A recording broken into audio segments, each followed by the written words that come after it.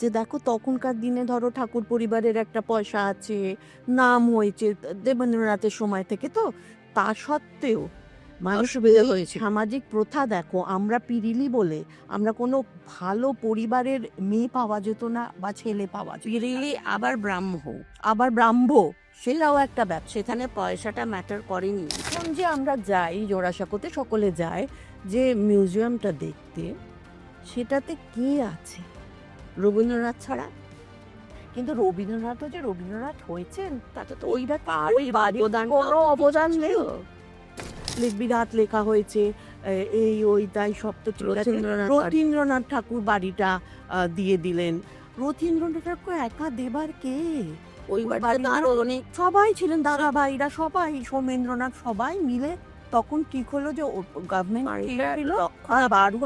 পারা যাচ্ছিল না, জমিদারি চলছিল। জমিদারি নেই, এটা তো কারোর নিজের পক্ষে ওই বাড়ি রাখা সম্ভব নয়। এই যে ঠাকুর পরিবারের একটি মেয়ে একটি মুসলমান ছেলেকে বিয়ে করলো, তাতে কি কোথাও কোনো বৈষম্য বা কোনো দ্বন্দ্বের সমস্যা হয়েছিল? বাড়িতে হয়নি, এটাই আমি বলছি, আমাদের বাড়িতে কিন্তু সমাজে হয়েছিল। আমাদেরও কেউ কখনো কনসিয়াস করেনি, আমাদের বাড়ির লোকেরা, যে তুমি এই বাড়ির মেয়ে, কখনো বলেনি। আজ কাজে আমাদের মধ্যে সেটা কখনো আসেনি যে আমরা আরো কাউকে সেইভাবে তুমি এই বাড়ির মেয়ে বা তুমি ওই বাড়ির নাতনি, তাই জন্য তুমি এইভাবে ব্যবহার করো বা এইভাবে আছো, সেটা আমরা কখনো, আমাদেরও কেউ করেনি। আমাদের কখনো মনে হয়নি কেউ কাউকে সেইভাবে আমরা ইনফ্লুয়েন্স করব। Hi, I'm Shubhayan, Hi, I'm Obilina. and we are here to present the second season of No Format, hosted by Shujoy Prasad Chatterjee as the patrons of the show. Just a little bit about our initiative. Our initiative is to support theatre, support arts, support performing arts in general, and I think it needs a lot of private patronage at the moment.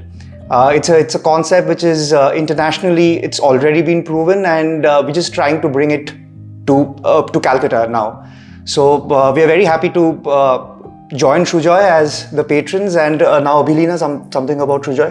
Yes, Shujoy has been Shujoy is in fact family and a very, very dear friend, and I've always supported whatever he's done, because whatever he does it from his heart, and the that voice is very, very important, and the conversations in this season's podcast is, I think, very important.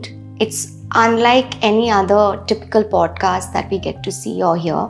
So, and it's about interesting people coming together and having interesting conversations, meaningful conversations. Yes. So that's very important, and we are very happy to come on board. Hi, I'm Kanchun Dotto. I'm the founder director of Inner Circle Advertising. Shujoy, of course, is a very, very dear friend, and when he approached me about a couple of weeks back about this particular project, about this series of podcasts, his season 2, which was featuring Shohakti, Shohini Sengupta, Pranati Thakur, and Tanushree Shankar, I was very excited. Simply because, I think this is great work. And this is absolutely brilliant. What I've always felt, and this is a very personal opinion, is that as a nation, as a tribe, we've somehow failed when it comes to archiving stuff. Which is why this becomes so singularly important. Because archiving is not only for us, it is for posterity. It is for the future generation. Like when we are gone, this will stay. So this is our gift to posterity.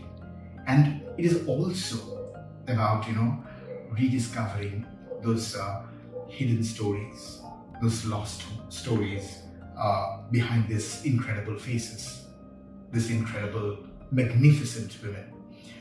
So with that, I think that's the high point of this entire postcard series. And that was our reason why we decided to partner him. I wish Shujoy all the best, and I hope that he goes on doing such incredible work in the future. Thank you. নমস্কার। একটা কথা বারবার করে আমার মনে হয় যে রক্তের সম্পর্কের যে আত্মীয়তা তারা কি সবাই আত্মীয় হয়? তারা কি সবাই স্বজন হয়? এই প্রশ্নের উত্তর আম খোঁজাটা একটু শক্ত। কিন্তু আমার জীবনে এমন অনেক মানুষ আছেন যাদের সঙ্গে আহ সৌভাগ্যক্রমে আমার ওই আ রক্ত আর ধমনীর সম্পর্কটা নেই।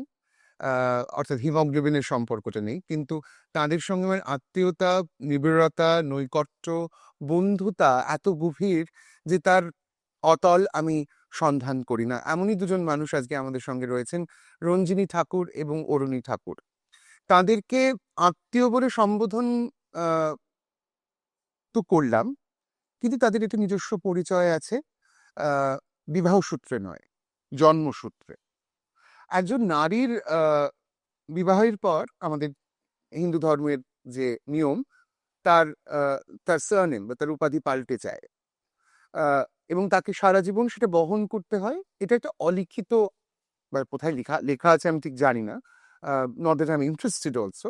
কিন্তু সেই নিয়মটা সিদ্ধ হয়ে যায় এবং নানান রকমের নিয়ম সারা জীবন মেয়েদের পালন করতে হয়, ছেলেদের অত নয়।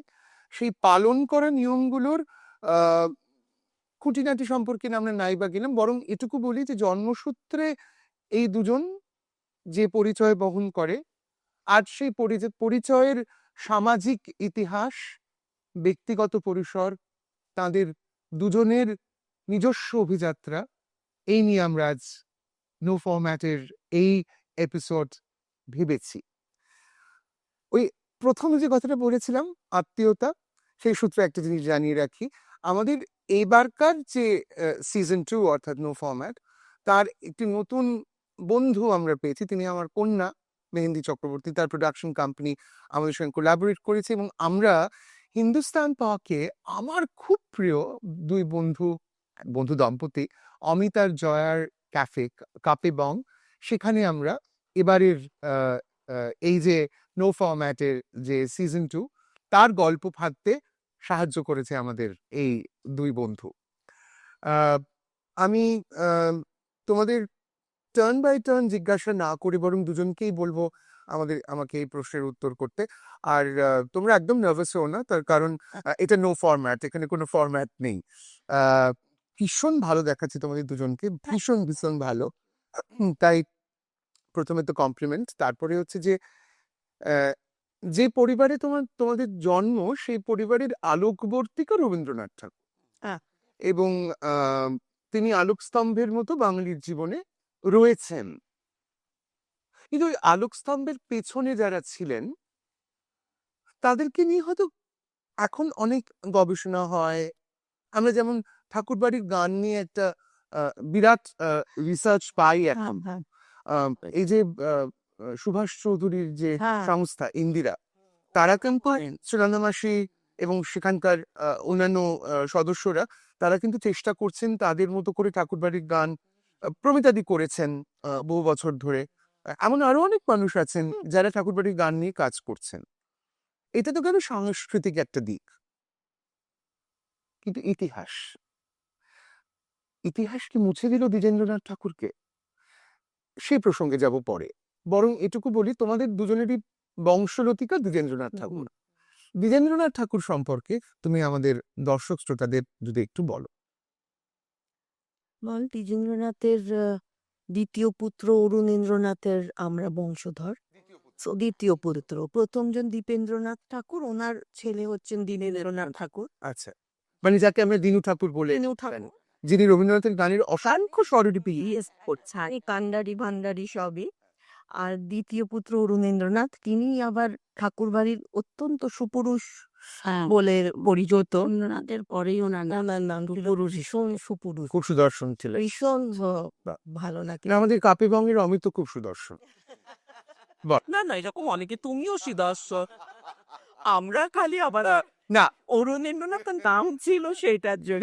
আচ্ছা, সেই তার স্ত্রী তার তো মানে এই তো আমার ঠাকুর দাদার বাবা, আচ্ছা অজেন্দ্রনাথ ঠাকুরের বাবা, মানে আমাদের কর্তা দাদা। তো ওনার প্রথম স্ত্রী মারা যান, সেটাও একটা কিন্তু হিস্ট্রি। হ্যাঁ, এটা বড় সঙ্গেও মজার। শুনুন, ওনার মানে আত্মীয় সূত্রে বরিশালে বিয়ে হয়েছিল একদিন ওনার কাজিনে মানে ওনার না ওনার কাজিনে। তো সেই সূত্রে বিবাহ সূত্রে যাতায়াত ছিল সেখানে রন্ধনমহলে প্রথম মানে ওই শালীদের মধ্যে একজনকে ওনার খুব পছন্দ। আচ্ছা তো তখনকার দিনে উনি মানে ওখানে তারও পছন্দ এনারও পছন্দ মানে বোঝে তখনকার দিনের সেই মহিলারও পছন্দের। ওই ব্যাপারটা কিন্তু মোটামুটি লাভ এট ফার্স্ট সাইট হয়েছে। কারণ ওই দাদার এতে গিয়ে ওখানে পছন্দ হলো। তো এখন বাড়িতে তো বলা যাচ্ছে না, তুলি জমিদারি দেখতে যেতেন শিলাইদহে। আচ্ছা আর দেবেন্দ্রনাথের চারিদিকে গাগায় চলতেন যে বুড়োর গুপ্তচর আছে, উনি রেজে দিয়ে বুড়ো সব দিকে গুপ্তচর আছে। কেন উনি শিলাইদহ যেতে গিয়ে নৌকো করে তখন যেতেন উনি বরিশাল হয়ে আচ্ছা শিলাইদহ যাচ্ছে। তাছাড়া একটা চিঠি এলো যে বরিশাল যাইবার রাস্তা, মানে দেবেন্দ্রনাথ চিঠি লিখলেন বরিশাল যাইবার রাস্তা না শিলাইদহে যাইবার রাস্তা বরিশাল হইয়া নহে। তো সেই তারপরে তারপরে সেই তিনি তো চুল কেটে ফেলেছিলেন। তারপরে তখন একই বাড়িতে একটা বিয়ে দেবে না হয়তো উনি রেগে পুরো চুল কেটে দাম মতন মহিলার চুল কেটে ফেললেন ছেলেদের মতো করে। মানে ওখানে সেটা অরুণেন্দ্রনাথকে উনি বিয়ে করবেন মানে তখনকার দিনে উনি রেবেল শুনে খেতে হ্যাঁ দেখেন বাবা মারারি ছিল। হ্যাঁ তারপরে তখন মানে বিয়ে হলো কিন্তু উনি খুব বেশি দিন খুব আছে মানে কোনো বাচ্চা কাচ্চাও মানে না কোনো সন্তান হয় না, উনি মারা যান। তবে সেকেন্ড উনি শ্বশুরটা যাকে বিয়ে করেছিলেন পরে তারই আরে আমার দাদুর 4 সন্তান, 3 মেয়ে আর তাদের আমার দাদু সব তাদের কথা একটু শুনি। ওই বড়জন্ত শর্মিলা শর্মিলা ঠাকুরের দিদিমা মানে ইরা ইরা ঠাকুর তো মা, ইরা- তার মা ইরা ঠাকুরের মা। যিনি যার সঙ্গে অসমিয়া ওই হ্যাঁ আমাকে রিকোতে বলেছিলেন যে অসমের একটা হ্যাঁ। ইলেকশন আছে। তো উনি হচ্ছেন কি বড়। প্রথম দিদি আমার দাদা ভাইয়ের প্রথম সন্তান ওই দিক থেকে দেখলে। তারপরে সেকেন্ড জন হচ্ছেন মৌলিক হ্যাঁ মৌলিক সাগরিকা সাগরিকা আর এখন ওজন বেনারসের ওরাও থাকো কিন্তু ওরা বেনারস বিয়ে হয়েছিল ওখানে বিয়ে হয়েছিল ওখানে গণিকা। কণিকা। আর আর তিনি আবার কণিকাও যেহেতু এদের মা মারা গেছিলেন তারপরে আমার ঠাকুর দাদা একদম ছোট আর উনি জন্মানোর পরে অজিন্দ্রনাথ ওনার ঠাকুর ওটাও উনি ওনারও জন্মের পরে কিছুদিন তিনি মানিতা এই ওনার মা মারা যান। প্রিয় মা তখন উনি কৃতীন্দ্রনাথ ঠাকুরের কোনো সন্তান ছিল না, মানে ওনার যিনি মানে দ্বিজেন্দ্রনাথের আরেক সন্তান কৃত্রিম বড়াই ঠাকুর কৃতীন্দ্রনাথের কাছে মানে ওনার স্ত্রী আরস করেছিলেন দাদার ভাইকে আবাস করেছে। দাদা ভাই উনিও আবার আমার দাদুর মানে আমরা দাদা ভাই বোন আচ্ছা। আছি অজেন্দ্রনাথ। তাকে তোমরা দেখেছো? আমাদের তো না অজেন্দ্রনাথ তো ধরো আমরা তো মানে একসঙ্গে মানে এত ওই বাড়ি তো থাকতাম। ওই বাড়ির কথা হ্যাঁ উনি আমাদের সঙ্গেই থাকছিলেন, মানে ওনার কাছে আমরা থাকতাম। মানে ওই 5 নম্বর বাড়ি না আমার 6 নম্বর তোমাদের 6 নম্বর মানে এটা একটু বলে রাখি জোড়াসাঁকো ঠাকুর বাড়ি এটা সবাই দিয়েছে। একটু বলো তুমি। আমরা তো 6 নম্বর বলি, লোকে বলে 5 নম্বর বলি, বলে কি ব্যাপার মানে ওইতে সুরাসাকো আগে ঠিকানা ছিল, 5 নম্বর এখন তো ওই দ্বারকানাথ 6 নম্বরটা পুরনো বাড়ি। পুরনো এখন বাড়ি বাড়ি তো আগে নির্মণি যখন যে বাড়িটা ওই মাঝরাঘাটা থেকে পাঁচবিঘা প্রথম যখন এখানে উনি আলাদা করে বাড়ি করলেন আর 5 নম্বরটা হচ্ছে দ্বারকানাথের বৈঠকখানা খানা মানে ওটা খুব সুন্দর সাজানো। ওটা বৈঠকখানা বাড়ি, কেন দ্বারকানাথের স্ত্রী আবার ভীষণ উনি ওই সাহেব সুবোধের সঙ্গে মেলামেশা করতে আসলে ওনার ওটা পছন্দ হতো না। বাকিরা পছন্দ খাওয়া দাওয়া ওরা সব পছন্দ না, ওনার স্ত্রী ওনার স্ত্রীও পছন্দ তো সেই জন্য উনি পরে ওইটা উনি আলাদা করে থাকতেন। মানে অসম্ভব প্রোগ্রেসিভ একজন ছিলেন কিন্তু ওই যে স্বামীর ওসব পছন্দ করতেন না, কিন্তু রোজ ওনার পাতা একটা জল মাটির জল পাঠাতেন উনি পা ছোঁয়াতেন, সেই জল খেতেন। কিন্তু স্বামীর এইখানে আইডিয়াটা খুব রিগ্রেসিভ কিন্তু না কিন্তু মেনে নিয়েছিলেন। এইদিকে প্রোগ্রেসিভ সেই জানিয়ে সারারাতি নম্বরটা হলো ওনার বৈঠকখানা বাড়ি।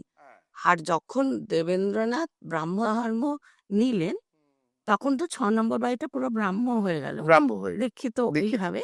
আর আর ওনার যে ভাই মানে তারা কিন্তু ওদিকে থেকে দিলেন, মানে ওনারা তো নিলেন না আমাদের ওই লক্ষ্মী জনার্দন ওদের লক্ষ্মী জনার্দন নিয়ে আমাদের ঠাকুরদারা পুজো হতো, পুজো হতো, সেটা ওখানে চলে গেল, ওখানে ওটা 5 নম্বর, আচ্ছা, যেখানে ওনারা মানে ওই একই জায়গায় 5 নম্বর 6 নম্বর বাড়ি, এটা 6 বছরের সাথে ওটা 5 নম্বর। কিন্তু 5 নম্বর তোমরা বড় হয়েছো খুব পারি, 6 নম্বরে বড় হয়েছো। আমরা যখন জন্মেছি তখন তো 5 নম্বর নেই বল। 5 নম্বরে শুধু ওই যেটুকুনি দেখা যায় এখন, ওইটুকুনি, বাকি সব তো দক্ষিণের বারান্দা ওই বাড়িতে ওরা বইয়ে ভেঙে ফেল ওটাও তো বিক্রি করে দিয়েছিলেন ওনারা, আর মারোয়ারিরা কিনা ওটা প্রথমে ভেঙে দিয়েছিল, ওইটুকুনি শুধু ছিল আর কি। মানে এখন যে জোড়াসাঁকোর ঠাকুর বাড়িতে সংগ্রহশালা অনেক কিছু অনুষ্ঠান হয়, সেই বাড়িতে তোমাদের বড় হ্যাঁ, আমরা জন্মেছি বলতে পারো ওই বাড়িতে, মানে ওই বাড়িতেই। আর ওই বাড়ির মানে আমি যেটুকু ইতিহাস জানি সেটা হচ্ছে যে ওই রথীন্দ্রনাথ ঠাকুরের বিয়ে হয় প্রতিমা দেবীর সঙ্গে 5 নম্বর বাড়ির বাল্য কিন্তু বিধবা।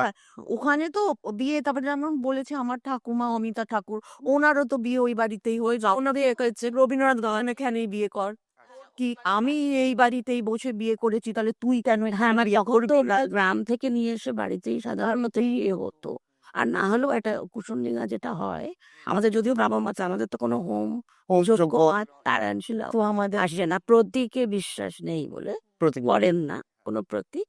কিন্তু কুশলীলা মানে আমাদের যে ব্রাহ্ম মানে ধরো সাধারণ ব্রাহ্ম সমাজ যেমন সিঁদুর চুদুর ওরা, কিন্তু আমাদের মহাশয় আবার ওই দিকে গোড়া ছিলেন। আমাদেরটা মানে রামদেবের সমাজ আদি ব্রাহ্ম সমাজে শুধু 6 নম্বর বাড়িরই না, আর তো উনি না ওরকম গোড়া ছিলেন, কেননা উনি খুব ব্রাহ্মণে, সেগুলো আমরা পরে আসবো, তুমি যদি ব্রাহ্মণ ভীষণ উনি ব্রাহ্মণ মানতেন, মানে ব্রাহ্ম হয়েও ব্রাহ্মণ মানতেন, মানে ব্রাহ্ম হয়েও ব্রাহ্ম, মানে বিয়ে হতো সম্বন্ধ করে ব্রাহ্মণ ব্রাহ্মণদের সঙ্গে। মানে এটা উনি মানতেন, মানে ওইভাবে যাত্রা ওনার কন্ট্রাডিকশন, কিন্তু সেটা তো কন্ট্রাডিকশন ছিল কোন ওনার অনেক এর মধ্যে উনি এইটা মানতেন। আমাদের যে বিবাহ পদ্ধতি, ব্রাহ্ম যে ওনার যে আদি সমাজের যে বিবাহ পদ্ধতি, তার সঙ্গে কিন্তু এখনকার সাধারণ ব্রাহ্ম সমাজের মেলে না। আমাদের কিন্তু হোমযজ্ঞ ছাড়া স্ত্রী আচারও আছে, আগুন নিয়ে ঘোরাটা নেই, ওই যে আমার আগুন নিয়ে আমাদের সব মানে 7 পাক ঘোড়া আছে, যে মেয়ে বরকে সেটা তো এমনি হয়নি, আগুন নিয়ে যে মেয়েরা করে দপে, হ্যাঁ, তারপরে মালা বদল আছে, বদ্রির শুই আছে, সেই আছে, সব আছে। উনি বলতেন যে এই কথাটা যে মেয়েরা, এটা তো মেয়েদের আনন্দের ব্যাপার, এখানে আর কোনো বাধা দেবো, ওখানে বাধা ওটা নিজেরা মানে অন্দর মহলের আনন্দটা বন্ধ করবো না, সেটা ওনার ছিল। আর মানে মেয়েরা কিছু নিয়ে তো থাকবে, ওটা ওদের স্ত্রী আচার বন্ধ করেননি, কিন্তু আগুন নিয়ে মানে অগ্নি বিয়ে তো সব মন্ত্র, কিন্তু ওইখানে মন্ত্র পড়া হয়, 7 পাকেরও মন্ত্র পড়া হয়, কিন্তু কোনো অগ্নি সাক্ষী করে নয়। আমাদের সপ্তপদীটা আমরা যে করি, ওটা মাও ভারী সুন্দর করে, বোধহয় তোর বেলা যায় না, আমাদের বেলায় যেই হয়েছিল, একটা না সুন্দর ছোট ছোট আলমানার, তার মধ্যে আলপনা করে রাখা, ওটা 7টা থাকে। আমার এই যে ভাইয়ের ছেলেটারও বিয়ে হলো আগের অত্তরেই, তো আমরা ওইভাবে তার পাশে একটা করে বেশি প্রদীপ জ্বালানো সাক্ষী হিসেবে না, মানে ধরো সপ্তপদীর যে মন্ত্রগুলো বলে একটা বাও, মানে আমি একটা ছেলে বা মেয়ে, এবং সেগুলো নিজেদেরকে বলতে হয়। হ্যাঁ, আমাদের এমনিও ব্রাহ্ম সমাজেরও যা বিয়েতে তুমি দেখবে যে মন্ত্রগুলো সংস্কৃতে বলে ওগুলো বাংলা করে বলে দেয়া হয়, বেশ বেশ, আর মানে যাতে তুমি বুঝতে পারো, আর এই ভাওগুলো কিন্তু নিজেদেরকে নিতে হয়। আচ্ছা, আমাদের হিন্দু বিয়েতে তো পুরোহিতরা বলে দেয়, বলে তো একটা বলম যে ওখানে ওই এখানে তোমাকে, ওই জন্যই ব্রাহ্মণদের বিয়েতে প্রথমেই, সেটা এনারও ছিল, মানে ওই রবীন্দ্রনাথ ভেঙেছিলেন, উনি বাল্যবিবাহ দিয়েছেন, ওটা ওনার কন্ট্রাডিকশন, কিন্তু ব্রাহ্ম বিবাহে ছিল যে ওই বয়সটা, না হলে তুমি বলতে পারবে না তুমি কি প্রতিজ্ঞাটা করছো, ওই জন্য অল্প বয়সে বিয়ে ওনারা বন্ধ করেছিলেন, বাল্য বিবাহটা। আমরা প্রথা বিবাহ এগুলো নিয়ে কথা বললাম না, এগুলো খুব না, আমি তো important। যেটা বলছিলাম 5 নম্বর 6 নম্বর বললাম না, যে উনি 5 নম্বরের একে রথীন্দ্রনাথের সঙ্গে বিয়ে হয়ে 5 নম্বর 6 নম্বর হ্যাঁ, সম্পর্কে, যদিও ডিস্টেন্ট কাজিন হওয়া যায়, কিন্তু মানে আমরা পিরিলি বলে পাত্র পাত্রী খোঁজা একটু মুশকিল হতো, দিতে চাইতেন না কুলীন ব্রাহ্মণরা ঠাকুর বাড়িতে বিয়ে, তখনকার দিনেও তো না, সেই আমার কারণে এখানে একটা কথা আছে যে আমি এখন ভাবি যে দেখো তখনকার দিনে ধরো ঠাকুর পরিবারের একটা পয়সা আছে, নাম হয়েছে দেবেন্দ্রনাথের সময় থেকে, তো তা সত্ত্বেও মানুষ অসুবিধা হয়েছিল। সামাজিক প্রথা দেখো, আমরা পিরিলি বলে আমরা কোনো ভালো পরিবারের মেয়ে পাওয়া যেত না বা ছেলে পাওয়া যেত না। পিরিলি আবার ব্রাহ্ম, আবার ব্রাহ্ম, সেটাও একটা ব্যবসা। সেখানে পয়সাটা ম্যাটার করেনি, মানে জমিদারি হোক বা তখন আমার এইটা এতেও এইটা ছিল। তখন যদি এইটা ফেস করেছে আমাদের বাড়ি, তাহলে এখনো কিন্তু সেই জিনিসই চলছে এখনো তখন পিরিলি বলে আমাদের সবেতে। আমাদের মধ্যেই, মানে ধরো আমার যে বাবার যে বড় পিসি, আহ, ওনার মানে মেয়ে মানে ইরা পিসির, তবে বিয়ে সেটা হলো এই কারণে সেই হয় না। কারণে না হলে ওরা নিজেদের এ ছিল। কিন্তু অনেকেই মানে ধরো এরকম অনেক আছে, যেমন মানে বুবু দিদিরও তো, বুবু দিদির মানে পূর্ণিমা ঠাকুর, পূর্ণিমা ওনারাও তো মানে এখানে হ্যাঁ, সম্বন্ধ মানে ঠাকুর বাড়িতে মেয়ের থেকে মেয়ের দিকে ছেলের দিকে এরকম যার বিখ্যাত রান্নার বই, হ্যাঁ, হ্যাঁ পূর্ণিমা ঠাকুর। বুবু দিদিরও ওরকমই বিয়ে, মানে ঠাকুর বাড়ির মধ্যে নিজেদের মধ্যে লতায় পাতায় আসতো। ভীষণ এখানে এটাও তো ঠিক দেখো, একটু অন্য জায়গায় যাচ্ছে এবারে। সেটা হচ্ছে যে তোমাদের বেড়ে ওঠার গল্পে আসবো। একটা অন্য এই ঠাকুরবাড়ির অন্দরমহলেরই একটা কথা আমি বলতে চাই। এই যে ধরো এখন প্রচুর রেস্টুরেন্টস, প্রচুর হোটেলস ঠাকুর বাড়ির রান্না, এটা এটা কিন্তু একটা এটা কিন্তু বিরাট মিথ একটা। বিরাট মেয়ে। এবং যারা লোকেরা একটু রেগে যায় যে আমি আমি সেটা সাপোর্ট করি যে কেন আর কি রান্না নেই, সত্যি ঠাকুর বাড়ি তো বলতে পারে না যে আমরা এই রান্না আবিষ্কার করলাম। তোমাকে আমি যেটা আগেও একবার বলেছি বলো যে ঠাকুর বাড়ির রান্না বলে তো আমরা কিছু রান্না বানাইনি, ট্র্যাডিশনাল রান্নাই চলছে। যেটা হয়েছে যে ঠাকুর বাড়িরা তখন, মানে ধরো সত্যেন্দ্রনাথ বিভিন্ন জায়গায় ঘুরেছে ওনার জীবিকা ক্ষেত্রে, মানে চাকরির সূত্রে। এদের জমিদারির জন্য বাংলাদেশে গেছেন বিভিন্ন, মানে একদম প্রত্যন্ত আমাদের জমিদারিটা, যদিও আমরা এখানকার লোক, কিন্তু জমিদারিটা যেহেতু ওখানে, আবার বিহারে ছিল, উড়িষ্যাতে ছিল, বিভিন্ন জায়গায় যেহেতু গেছেন, তাদের মেয়েরাও গেছেন স্বামীদের সঙ্গে, যাত্রা বিদেশেও গেছেন বহুবার, মানে যাতায়াত ছিল মানে সেই অর্থে।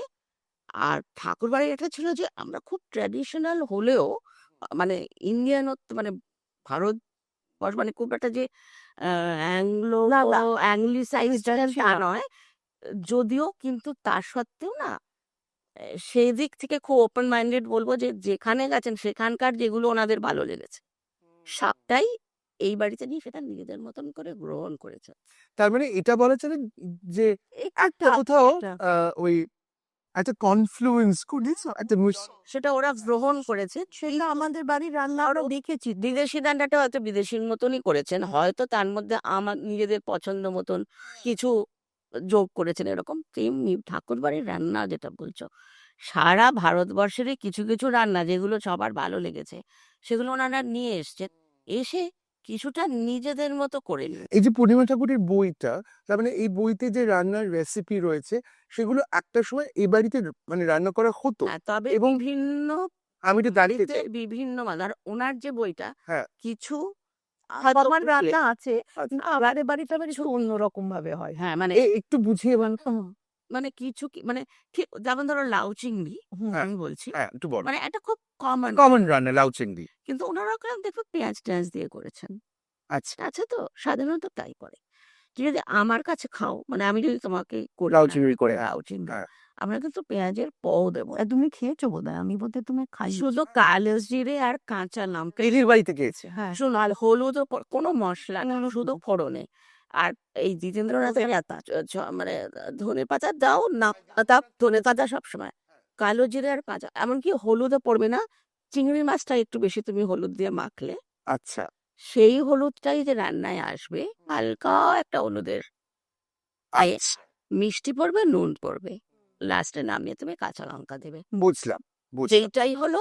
আর সবেতে আমাদের আবার ঘন্ট জাতীয় জিনিসে মিষ্টি, মানে তোমাদের ঠাকুর বাড়িদের নিজেদের মধ্যে রান্নার ধরন আলাদা, মানে কাউকে একটা কমন বলা যায় না এটাই যে ঠাকুর বাড়ির রান্না।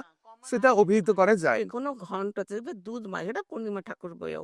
আচ্ছা, দুধ মাছ মানে আমরা ওই জল জল বা একদম শুকিয়ে চচ্চড়ির মতন ঘন্ট খাবো না। আচ্ছা। ওই যখন জল, যেমন লাউয়ের খুব জল বেরোবে, শাঁখের খুব জল বেরোবে, ওটাকে মারার জন্য ওইটার জন্য লাস্টে না একটু দুধ আর ময়দা গুলে দেওয়া হয়, স্বাদটাও বাড়ে। দুধ আর ময়দা, দেখবে যে কোনো ঘন্টে ওইটা ওটা পড়বেই। ঠিক আছে, লাউ চিংড়িতেও পড়ে। এইটা আমি বলছি, মানে বেশ, এক একটা বেশ। বাড়িতে এক এক রকম। বেশ, তাহলে আমরা রান্নাঘর থেকে বেরোলাম, আমরা রান্নাঘরের কথা শুনলাম, আমরা বৈবাহিক প্রথা সম্পর্কে কিছু কিছু জানলাম। এবার চলে আসি সরাসরি আহ, এই মানুষগুলোর কথায়। এই দ্বিজেন্দ্রনাথ ঠাকুর, অজিতেন্দ্রনাথ ঠাকুর, অরুণেন্দ্রনাথ, এদের কথা, অমিতা ঠাকুর, এদের কথা শুনবো তোমাদের কাছে। এক এক করে শুনবো।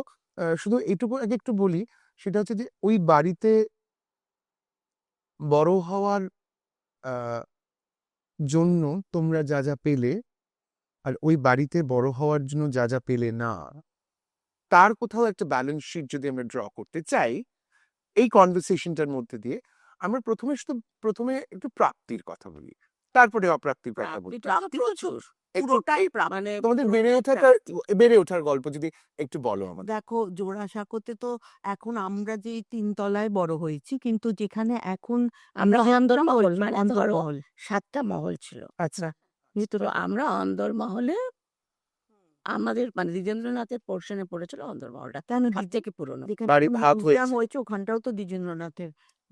ওই ওরা তো ওখানে থাকতেন। আমু মানে কে? অমিতা ঠাকুর। এটা আমাদের দর্শকদের জানা দরকার। আমু মানে আমার অনেক- ঠাকুরটা তো অন্দরমহলের ঠাকুমাকে। দিকই ছিল। হ্যাঁ, তাই বলছো। মানে ওইটা দ্বিজেন্দ্র, মানে ধরো আমরা অন্দরমহলের দিকটা, আর দোতলা যেটা তোমরা এখন দালানে থাকলে যে বারান্দাটা দেখা যায়, ওখানে সৌমেন্দ্রনাথ ঠাকুর, ওনার সৌমেন্দ্রনাথ ঠাকুর। সুধীন্দ্রনাথ মানে ছোট ছেলে, আচ্ছা, সৌমেন্দ্রনাথটা ওই জায়গাটায়, সৌমেন্দ্রনাথ ঠাকুর ওখানে থাকতো। ওইটা ওনারা ওখানে তাদের থাকতেন। পোর্শন ছিল। মানে এই সৌমেন্দ্রনাথ ঠাকুরই কি বৈতানিক সুমতি? হ্যাঁ, ওনারা ওখানে চলে গেছিলেন বাড়ি করে। আলাদা এলগিন। ওনার ভাই বোন, ওনারা সব মাই আচ্ছা, না, মা তো ছিল। ওরা ওই বাড়িতে আমরা কর্তামা বলতাম। কর্তামা। হ্যাঁ, তো ওনার ন কর্তামা, ওনার ন দিদিমা, ন দিদিমা উনি- বলতাম। উনি তখনও ছিলেন, ওনাকেও আমরা দেখেছি আচ্ছা, ওই বাড়িতে। তো তিনি অসুস্থ আর সেটাও একটা গল্প আমার বাবাদের দুষ্টুমির। আচ্ছা। বাবা আর অমিয়া ঠাকুরের যে ছেলে, হ্যাঁ, তোমার বাবার নামটা আরেকবার? অবীন্দ্রনাথ। অভীন্দ্রনাথ। অপীন্দ্র। হ্যাঁ। আর কার কথা বলছো? আর বলছি অমিয়া ঠাকুরের ছেলে, অমিয়া ঠাকুরের, হ্যাঁ, যিনি গান করতেন। অমিয়া ঠাকুর রাগ করতেন। আমরা এই দুটো পরিবারই ছিলাম লাস্ট অব্দি ওই বাড়িতে, আর কেউ ছিল না তো। আর তো ওখানে অমিয়া দিদির ছেলে আর বাবা খুব বন্ধু। আচ্ছা, তো তারা তো ছাদে উঠে কি ফুটবল খেলছেন না কি করছেন, লাপাদাপি করছেন। তা খসে টসে পুরোনো বাড়ি পিছু পড়ে তো কর্তা মা বোধহয় বলেছেন, কি করছিস তোরা, এই ছাদ ভেঙে পড়বে, তুই পুরোনো বাড়িতে কেন খেলছিস? বাবা, এই কথাটা তুমি তোমার দেবেন্দ্রনাথ ঠাকুরকে বলতে পারোনি? রিক্সা চড়ে ছাদে বেরিয়ে আমাদের ছাদটার 12টা বাজে উঠেনি। বয়সও হয়েছে যখন উনি হ্যাঁ, ওনার একটা রিক্সা হচ্ছে, উনি মানে হাঁটতে পারছেন না, উনি ওরকম মুখ করো না, এটা তো কল। মানে সত্যি? তো ওই রিক্সাটা এবার ওই ছাদে ঘুরতো। হ্যাঁ, এটা পাগল ওনার ছিল। না না, এই তো আছেই ভাই, এক্সেন্ট্রিক পাগল ভূত সবই ওই বাড়িতে আছে। আমাদের একটু বলতে দাও করে বানিয়ে, কিন্তু উনি বৈকালিক ভ্রমণ করতে হবে। এছাড়া উনি ওনার একটা রিক্সা পাওয়ার লোক আছে, তো উনি রিক্সা করে ওই মানে দি মহর্ষি দেবেন্দ্রনাথ দেড়শো করে ছাতে গিয়েছেন। তখন বাবার বক্তব্য হচ্ছে, যখন উনি ঘুরে ছাদটাকে নষ্ট করলো তখন কিছু করলেন, তখন কিছু বলতে পারেনি, এখন আমাদের বলছো? আর উনিও খুব সিরিয়াস করতাম, কি বলছিস, ওনার বাড়ি, আমি ওনাকে মানে উনি খুব সিরিয়াস। আমাদের এই তখন কেন তাকে পালোনি, কাত নষ্ট করেছেন ঘুরে, এই হচ্ছে সব। আরো এরকম মজার গল্প শুনতে চাই। এ আর কি বলবো, তারপর ওখানে পেছনেই তো একটা বস্তি ছিল, এসব অসভ্যতার গল্প না একটু বলো। বাবারা ওইখানে না, ওরা না লালা করে বিয়ার বস্তি ছিল, সন্ধ্যেবেলা গাঁও রত্ত করতাল বাজি, আর বাবারা ওপর থেকে ওই সব কি সব ইট পাথর ছুঁড়ে মারতেন, কে মারলো রে বলে বাসায়, বিহারি বাসায়। সেটা আমার পিসি আর ভালো পিসি খুব ভালো নকল, পিসি আমার পিসি স্মিতা সিনহা, উনি তো এই অভিনয় স্মিতা জগতেরই আপনারা শুনলেন যে ওর পিসি হ্যাঁ। স্মিতা সিংহ বিখ্যাত বাংলা সিনেমার অভিনেত্রী। আপনাদের সকলেরই মনে আছে তপন সেনের অতিথি। এছাড়াও আরো ছবি করেছেন উনি, কিন্তু থিয়েটারও করতেন, থিয়েটার করতেন, রূপকারে হলেন তো, রূপকারে ছিলেন, রাধিকা বিদায়ে মিনা তো উনি করতেন। দাপিকা বিদায় কোনটা করলেন? মিনি করতেন, মানে রসরাজ অমৃতলাল জ্যোতি দাপিকা বিদায়। বা আর পিসিরও তো সব বিরাট গল্প করতেন, মজার মজার। তাই তো ওই ওখানেও সব ছুটতেন, তাদের তো গান বাজনা ভগ্ন হতো। আমার কাছে কিন্তু তোমরা দুজনে আসলে গপ্প দিদি।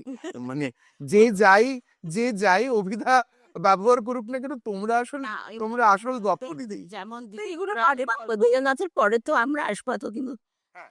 দিসুন্দ্রনাথ যেটা বলতেন উনি আরেক মানে একদম শিশু সুলভ, অত হ্যাঁ, দার্শনিক। মানে ধরো প্রথম ধরো উনি মেঘদূত বাংলায় দোলারেন করেছেন। উনি প্রথম। হ্যাঁ, বঙ্গীয় সাহিত্য পরিষদ উনি আমরা দ্বিজেন্দ্রনাথ ঠাকুরের কথা নিয়েছেন। ধরো তখন উনি সভাপতি হিসেবে 3 বছর ছিলেন, এরকম মানে হিতবাদী পত্রিকা তত্ত্ববোধী নিয়ে সম্পাদনা করেছেন। হ্যাঁ, মানে ওনার তাত্ত্বিক মানে তত্ত্ব কথা বলে একটা মানে প্রথম ধরো বাংলায় দার্শনিক প্রবন্ধ সেই সম্বন্ধে তখনকার দিনেও আলোচনা হয়েছে। ওনার ওই বইটা তখনকার দিনে কিছু আছে কিছু আলোচনা। মানে এগুলো ওনার ওই দিকে বৈদগ্ধতা, ধরো বৈদগ্ধ মানে খুবই বিদগ্ধ ছিলেন অ্যাজ মানে দার্শনিক। আবার আলোচনা ধরো ওনার স্বপ্ন প্রয়াণ বিখ্যাত, ওনার প্রয়ান্ত লেখক হিসেবে ওনার ওনার নাকি অঙ্কেও খুব মাথা ছিল। উনি ওইদিকে উনি কোন স্কুলে ওনার ফলে এরকম পরীক্ষা কিন্তু সেখানে অঙ্ক শেখানোটা ওনার পছন্দ হয়নি, তাই উনি এটা সকলেই ওখানে পড়াশোনা ছেড়ে ওদের। মানে হায়ার ম্যাথস নিয়ে মানে ধরো মেনসুরেশন ওনার ফেভারিট ছিল, ট্রিগোনোমেট্রি ফেভারিট ছিল, জিওমেট্রি খুব, সেগুলো নিজে অনুশীলন করতেন। তো সেটা আমি পড়বো যে, তো উনি ধরো এরকম একটা বিদগ্ধ, তো মানে কবি বলো সাহিত্যিক বলো, আবার না, আমি বরং বলবো এই তো দার্শনিক দ্বিজেন্দ্রনাথ ঠাকুর, আবার গণিতজ্ঞ দ্বিজেন্দ্রনাথ ঠাকুর। তাস আবার ছেলে মানুষ শোনো, যদি তেলে লুচি ভাজা হয় তাহলে জলে কেন ভাজা হবে না বলে উনি চেষ্টা করে যাচ্ছেন। জলে না, উনি ভাজো যত বলা হচ্ছে তো মন্ড পাকিয়ে যাবে, সে ভাজিয়ে তারপরে যখন বলেছে এই দেখুন এই অবস্থা, তখন ভীষণ নাকি হাসতেন একেবারে প্রাণ হালা করে। মানে There has been a bit of insanity in the family. আমার তো বউয়েরা এ বাড়িতে বিয়ে করে এসেই মা বলতেন সব পাগলের বাড়ি, আমরা তো চুপ।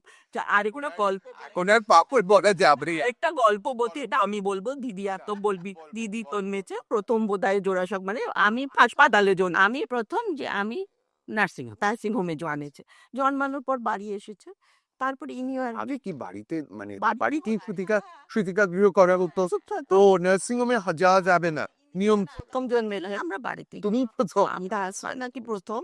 হ্যাঁ, তো প্রথম জন্মালে তুমি তার জন্মানোর পরে বাড়ি ফিরেছে। তখন আরেকজন দি গ্রেট আছেন, তিনি হচ্ছেন আমার ঠাকুমা অমিতা ঠাকুরের আম্মুর ছোট কাকা। তিনি সুশীল চক্রবর্তী। তিনি তো একটি জিনিস, যাই হোক, মানে তিনি একটি মানুষ, আচ্ছা, সবেতে তার খুদ ধরা স্বভাব, তার একটা সন্দেহ আর তার তো তিনি অমনি মা, কি নাম তার? সুশীল চক্রবর্তী ছোট ভাই, অজিত কুমার চক্রবর্তী ছোট ভাই। আচ্ছা, মানে আমার আম্মুর মানে ঠাকুমা অমিতা ঠাকুরের কাকা। লোক গান গাইতেন তো পাগলামো করে গেলে সুকণ্ঠা, এবং যখন রাজা হতো তখন উনি সুরঙ্গমার পাঠানে করতেন। সুরঙ্গমা করতেন উনি। মানে একজন পুরুষ সুরঙ্গমার ছোটবেলায় মানে ওনার বাবা। গলাটা তো হ্যাঁ, কিন্তু সেটা তো একটা ইম্পর্টেন্ট একটা ব্রেকআপ হওয়াই যায় না। তো তিনি তো এলেন, এসে আমার মা বেচারি অল্প বয়স, 18-19 বছর বয়স, 19। তুমি কি করে জানলে যে এ তোমার মেয়ে? তখন মা বলছে না, এই তো আমার হাতে নম্বর দিয়ে চোরাতে, নম্বর যে ভুল দেয়নি তার কি প্রমাণ? ও তোমার মেয়ে, প্রমাণ কি? তাই আমি তোমাকে কি, তুমি মুখ দেখে ওকে কিছু দেবেন না উনি, কতদিন না প্রমাণ হবে যে ও তোমার মানে এই ঠাকুর বাড়ির মেয়ে। মানে নম্বর তো তুমি কি দেখে দিলে তোমার নম্বর আর ওই নম্বর ঠিক দিয়ে না? এই তো চললো তখন প্রশ্নবান, তখন গীতি পিসি মশাই মানে সরবেলা ঠাকুরের বাবা, সমীর ঠাকুরের বাবার নাম কি? গীতেন্দ্রনাথ। গীতেন্দ্রনাথ। হ্যাঁ, তো আচ্ছা। আমরা আমাদের তো জ্যাঠা পিসে বলতে বলেছিলেন, বড় পিসি আমাদের জ্যাঠাও হন তো উনি। জিতি পিসি মশাই বললেন, শোন, মাকে বলছেন, শোন কোনো চিন্তা নেই, একটু বড় হতে দে, পাগলামোর লক্ষণ দেখলে ওনার থেকে গিফটটা নিয়ে নিবি, আরে মোহর নিবি। আর পাগলামোর লক্ষণ প্রচন্ড দেখা গেছিল বলে আমার আরো না। আরেকজন হচ্ছেন সৌমেন্দ্রনাথের ছোট ভাই, তার নাম সরীন্দ্রনাথ, তিনি অসুস্থ হয়ে সৌরীন্দ্রনাথ। সরীন্দ্র, হ্যাঁ, সেটা নিয়েই, এই বানানটা নিয়েই ব্যাপার। সেটা হচ্ছে উনি হাসপাতালে ভর্তি হয়েছেন, কি একটা ওনার অসুখ, বাবা ওখানে, ওনারা তো কেউ বিয়ে করেননি, আমার বাবা অবীন্দ্রনাথ, তো হাবলু তার ডাক নাম। তো বাবা তো তাকে ভর্তি করাতে ওখান থেকে আবার ও বাবাকে তো হেবো হাবলু তো হেবো। হেবো হেবো ওখানে আমার মানে ওনার অপারেশন হবে না কি হবে, উনি অসুস্থ, বানান আমার কিন্তু শয়ে বয়ে সরীন্দ্র, মানে বানান যেন ভুল না হয় হাসপাতালের খাতায়। হেবো আমার বাবা বলেন, তুমি একটু চুপ করো। আচ্ছা শুনুন, আমার এবার একটু চা খেতে হবে, বুঝলেন তো, মানে নাহলে পেটটা পেটে যাবে। এক্ষুনি ফিরছি চাটা নিয়ে। আমাদের চা এসে গেছে, আমরা খুশি। আমাদের দুজন অতিথি আমাদের সঙ্গে রয়েছেন, অত্যন্ত কি বলবো, I am having a great episode. কারণ আমি সবসময় ওদের যে নামে ডাকি সে নামে তো এখানে ডাকবো না। অরুণী এবং রঞ্জিনীর সঙ্গে থাকলে আমার মনে হয় there is never a dull moment। সবসময় আমি বলি যে কথাটা বলছিলাম, দ্বিজেন্দ্রনাথ ঠাকুর ব্যক্তিগত মানে অবসর সময় গণিত চর্চা করতেন, সাহিত্যিক ছিলেন, দার্শনিক ছিলেন, এবং শিশু ঠাকুর বাড়ির ইতিহাসে সুলভ, মানে ওনার ছেলে না, আমি একটা অন্য কথা বলতে চাই এবং সেটা বলতে চাই যে ঠাকুর বাড়ির ইতিহাসে মুছে যাওয়া এক মানুষও ছিলেন। হ্যাঁ সেটা ধরো আমি মানে উনি যে পরিচিতিটা পেতে পারতেন তিনি তখনকার পেলেন দিনে বিদগ্ধ সমাজে হয়তো ওনার একটা ই ছিল, কারণ উনি বঙ্গীয় সাহিত্য পরিষদের সভাপতিও ছিলেন 3 বছর, তখন হয়তো কিছু আলোচনা ওনার, কিন্তু তারপরে আর কোনোভাবে হয়েছিল। যেমন উনি তোমার মানে কান্টের এটা নিয়েও করেছিলেন, তোমার শঙ্করাচার্যর ভাষ্য আর কান্টের দর্শনের একটা তুলনামূলক আলোচনা উনি করেছিলেন। ওয়ান্ডারফুল। কিন্তু আমরা যে কথাটাতে ফিরবো সেটা হচ্ছে তুমি ওই বাক্স সেটাই বলছি, কিন্তু এইগুলোর সঙ্গে ওনার মানে যখন অবসর যাপনের ছেলে গেল, ওইটা ওনার বাক্সমিতি বলতেন। বাক্সমিতি। হ্যাঁ, বক্সমেট্রি বাক্সমিতি মানে ওনার একটা এই ছিল, এবং সেইটা নিয়ে উনি অনেক তো পুঁথিয়েছিল, পাণ্ডুলিপি, যেগুলো ওইরকম ভাবে ওঠে ওনার, যে এবার উনি ওটা নিয়ে ছড়া কেটে কেটে একজনকে চিঠিও লিখেছেন, আনা উচিত মানে চিঠিতে ছড়ায় কিভাবে উনি চিঠিটা মানে রাজনারায়ণ বসুকে লেখা একটা চিঠিতে উনি এই বাক্সমিতি কিভাবে তৈরি করছেন। ওই যে কইলাম যা বলে চিঠিটা কোনো ছড়ায় থাকতো না, মানে ছড়া লিখতেন, ছড়াতে মানে উনি ওই চিঠিটা লিখে ভাঁজ করেছেন, ওটা খাম, ও খামের মধ্যে যে ওখানে পাঠিয়ে দিয়েছি কেন খামের, এবং ধরো প্যাড, নোটবুক, এগুলো সব উনি ওরকম আঠা এবং সুতো ছাড়া ওইভাবে বাঁধাই, মানে যেটা উনি ধরো খাতা তৈরি করছেন, বাক্স তৈরি করছেন, পেন্সিল বক্স তৈরি সো ওয়ান ক্যান সে উনি স্টেশনারি তৈরি করতেন নিজে, ব্যাগ তৈরি ভাবা যায় না। করছেন, কাগজ দিয়ে পছন্দের লোককে আবার প্রেজেন্টও করে উনি গিফট করছেন। হ্যাঁ, এটা ওনার একটা ছেলে খেলায় একটা নতুন জিনিস তৈরি। তো এইগুলো উনি লিখতেন এবং কিভাবে করেছেন ওই চিঠিটাতেই ওরম ভাবে, সেটা আমার নেই এরকম ভাবে। পরে তো অবশ্য ওই বাড়িতে রতি ঠাকুরকে দেখো, বুধ কাবি কি অসাধারণ করতেন। আবারই রবীন্দ্রনাথের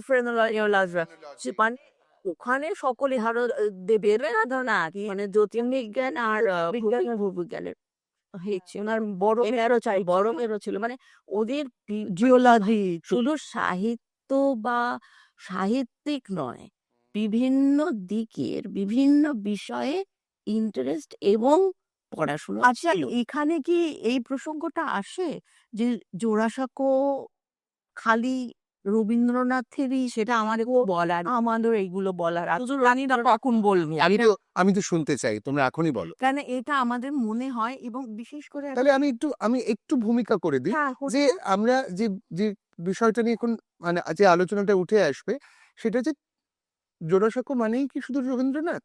এইটা না, যেমন তা তো নয়। হেমেন্দ্র সেটা নিয়ে তোমরা বলো।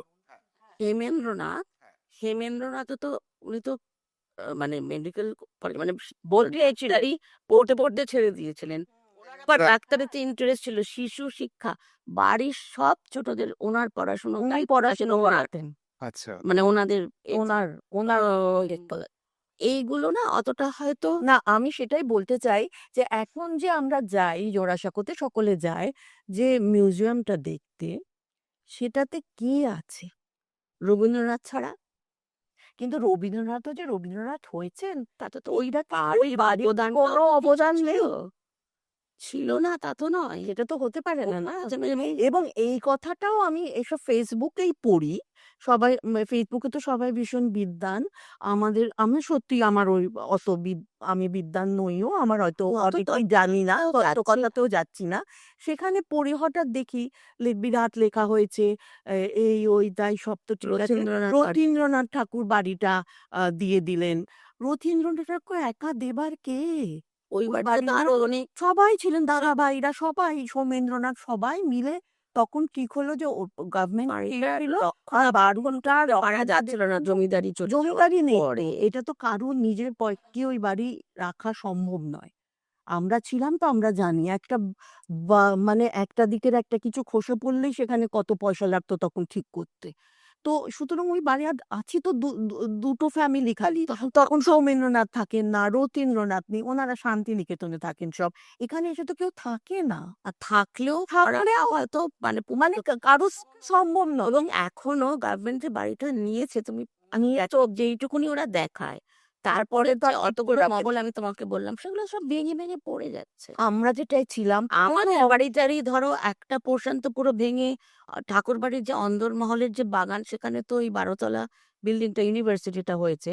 এবং আমাদের আমি বলি আম্মু মানে আমার ঠাকুমার ঘরের পরে ওই বাড়িটা নেই আর। মানে অমিতা ঠাকুর। হ্যাঁ, মানে আমাদের বাড়িটাই আধখানা মানে হয়ে যেখানে গেছে। আমরা বড় হয়েছি হ্যাঁ, আমাদের আমাদের বিশাল ঘর, তোমাকে আমি বলতে পারবো না তার কত আগে ঘর একটা ছিল, খোলা ছাদ। হ্যাঁ তারপরে নেই। ছাদ।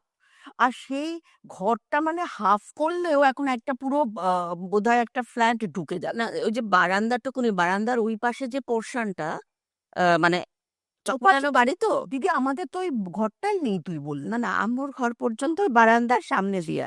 ওই তুই তো ওদিকটা যাসনি, বারান্দার ঘুনি আছে। পারলাম আমি আগের বাড়ি পিসির সঙ্গে বলছি। তো আমাদের তো ওই হল ঘরটা তো নেই, না ওই পাশটাই নেই, মানে বলছি তো যে বারান্দা থেকে বাড়িটা হাওয়া ভাঙা। আমাদের ঘর ভাঙা। আমরা চলে আসবো একটা কথাই, একটু তুমিই বলেছো অরুণী, যে জোড়াসাঁকো ঠাকুর বাড়িতে যে রবীন্দ্র সংগ্রহশালা, এই সংগ্রহশালায় রবীন্দ্রনাথ কেন্দ্রিক, খুব ভালো কথা, নিশ্চয়ই সে তো 100 বার হবে। ভালো কথা, কিন্তু বাকিরা কোথায় গেলেন? এবং আমার তো মতে তাই তো এই প্রশ্নটাই তো আমরা একদম তুলছি। বাকিরা কোথায় গেলেন, কারণ সব দাদাদের ওখানে থাকা উচিত, মানে অন্তত নাই হাম সব। এবং আমার মনে হলেও তো নেই, দ্বারকানাথেরও সেখানে উপস্থিতির দরকার, যেহেতু রবীন্দ্রনাথ আর দেবেন্দ্রনাথ দ্বারকানাথের শিকার সঙ্গে বিয়ে, একটা খালি ছবি আছে আমার মনে হয়, ওটা বোধহয় ছিল আমাদেরই ওখানে না।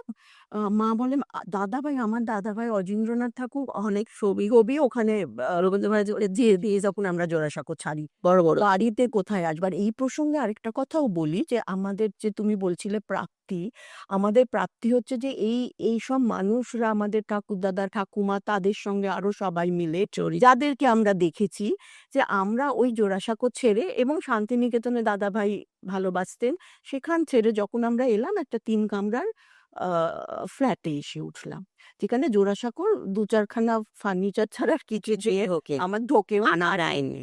কিন্তু একদিনের জন্য তাদের কারোর মুখে আমরা শুনিনি আমরা কোথায় এলাম, আমরা এত ছোট জায়গায় আছি। কোনো দিন না, একটা দিনের জন্য না। আমরা এই শিক্ষাগুলোও নিয়েছি যে কোনো দিন মানে তোমার পরিবেশ কি ছিল। এখনো অনেক লোক, আমি আমার অভিজ্ঞতায় জানি, সরকারি বাড়িতে থেকে, বাগানওয়ালা বাড়িতে থেকে তারা যখন নিজেদের বাড়িতে যায় গাঁও গাঁও করে, আমার লন নেই, এই নেই, এই তো প্রচুর দেখলাম। এনারা নিজেদের এত বছরের পুরনো বাড়ি ছেড়ে খালি ওই একটি জিনিস, আমার দাদাভাই আর কোনো দিন নর্থ ক্যালকাটার দিকে যাননি, হ্যাঁ, না ওইদিকে যাননি। আমও গেছেন ওখানে, আম্মু হয়তো ওখানে মানে জোড়াসাঁকোয় সবেও গেছে না, তাই সব টবে আমরাও ছোটবেলায় মাঝে মাঝে যেতাম, কিন্তু তারপরে একটু বন্ধ হয়ে গেল। কিন্তু দাদা ভাই আর অমুখ হননি, কিন্তু মুখেও আমরা দাদা ভাই আমাদের কোনোদিন শুনলি মেয়েদের নিয়ে মানে আমি বলছি কি অসুবিধা ধরো হয়নি। মানে যেটা আমি আমাদের বাড়িতে যেটা তুমি বলো যে খাই যদি শিক্ষা প্রাপ- মানে এইটাই শিক্ষা। মানে প্রাপ্তি যা বলো জোড়াসাঁকো ছেড়ে এখানে এসেছি, এই কথাটা মুখে উচ্চারণ করা লোকে দিও বলতো না। না যে এই মানে ওই কখনো কোথাও নিজেদের প্রচারটা বা নিজেদের দেখানোটা নাই আজকাল তো থাকে অনেকে ওনাদের মধ্যে এতটুকুনি ছিল না জানো অতি সাধারণ সহজ ভাবে এটা শুধু দাদু ঠাকুমার ওনারাও সেটাই শিক্ষা আমাদের পেয়েছিলেন বাড়ি থেকে এত সহজ ভাবে অতি সাধারণ লোকের সঙ্গে কোনোদিন এটা না যে তোমরা ঠাকুর বাড়িতে যে আমাদেরকে বলে ধারণা হতো, হয়তো আমাদের আমরা সেটা বিয়ের পরেও দেখেছি যে অনেক সময় তাদের ধারণা হতো যে আমরা আমরা কুচু হব। এটা আমি জানি না আমরা না করছো কিনা না না জানি না, আমরা না করে বাবার মধ্যে কিছু নেই, কিন্তু আর কেউ কোনোদিন বলেনি যে ঠাকুর বাড়িতে জন্মেছো তো উদ্ধার হয়ে গেছো। কিন্তু আমাদের বাড়িতে আজ আমাদের কখনো কেউ সেইভাবে কনসিয়াস করেনি যে তুমি এই বাড়িতে জন্মেছো তোমাকে এটা করতে হবে কি তুমি এইভাবে চলো, কখনো বলেনি। বরং উল্টোটা যে তুমি অনেক সাধারণভাবে লোকের সঙ্গে মেশো আর কারোর সঙ্গে এমন ভাব দেখাবে না, মানে বলেনি কিন্তু তাদের আচরণে আমাদের সেটা শিক্ষা হয়েছে, মনে হচ্ছে যে আমি সেটা প্রকটভাবে দেখাবো না, যে যার সঙ্গে মিশছি তার সঙ্গে সেরকম তার মতন করে মেশাটা একটা স্বভাবগত বৈশিষ্ট্যে পরিণত করেছিলেন ওনারা তখনকার দিনে, যেটা আমাদের মধ্যে চলে এসছে। এটা একটা বিরাট বড় প্রায় আরেকটা জিনিস, তোমার ওই লাইফস্টাইল আমাদের শোনার পরে অনেকে আমাদের পাড়ার আমাকে বলতে আমরা তো এটাই জানতাম না যে তোমরা জোড়াসাঁকো ছেড়ে এখানে এসে উঠেছো। আমাদের সত্যি মানে তারা তখন অত বছর বাদে জানলো সেটা, আমাদের তো তখন ছোট, আমরা তো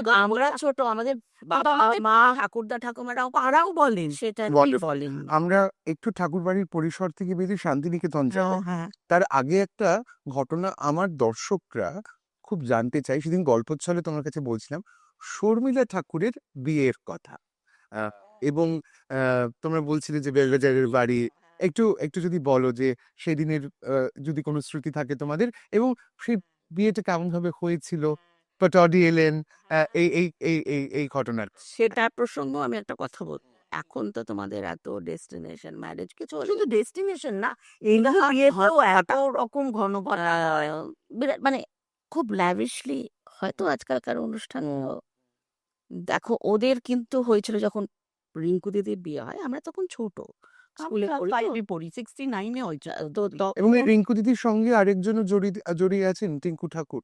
হ্যাঁ হ্যাঁ হ্যাঁ টিঙ্কু দি তো ওদেরও মানে ওদের ওটা তো কিন্তু মানে ধরো পারলো ওর যখন বিয়ে হয়েছে বেলভেরিয়ারে তখন গীতিপ্রসাদ মশাই ওখানে থাকেন, মানে ওদের এ ছিল অফিসের সূত্রে ওদের অফিসের ফ্ল্যাট ছিল। নিহারিকায় জানি। বিহারিকা জানি তখন তোরা ও আমার রনি জেঠু ধারণা ছিল ওটা রনি জেঠু আর গীতিপ্রসাদ মশাইটা তো বেলভেরিয়ারেই ছিল। বেলভেডিয়ারের বাড়ি। হ্যাঁ ওই ছাদে ওই ছাদে। হাতে বিয়ে হয়েছে। ছাদে বিয়ে হয়েছে, বাট ওরা তো ওখানেই এসছে। এমনকি ওর শালীরা হুম, সবারই সব কাজিনরা মানে ওই- পটৌডি যখন আসছে আসছে ওই লিফটে ওটা রাজির ওঠার আগে ওরা দৌড়ে চড়ে ওঠে শয্যা তুলে নিতে হবে না, ওই শয্যা তুলে নিয়ে টাকার জন্য লিফটে আটকে ওর পয়সা না দিলে উঠতে দেবে না এরকম টাইপ। আচ্ছা, সেটা হয়েছিল তখন ওর মা এসেছিলেন, ওর মা মানে ওর শাশুড়ি ওর দিদিরা ওরা তো সবাই তাদের ছেলে মেয়েরা সবাই আমরা খুব মেয়ে দেখে মুগ্ধ হয়ে গেছিলাম। খুব সুন্দর ছিলেন, বড় ওর ননদের ছেলে এত সুন্দর চেহারা, আমি একটু বড় বলে বেশি বেশি দেখতে চান, তখন তো বিশ্ব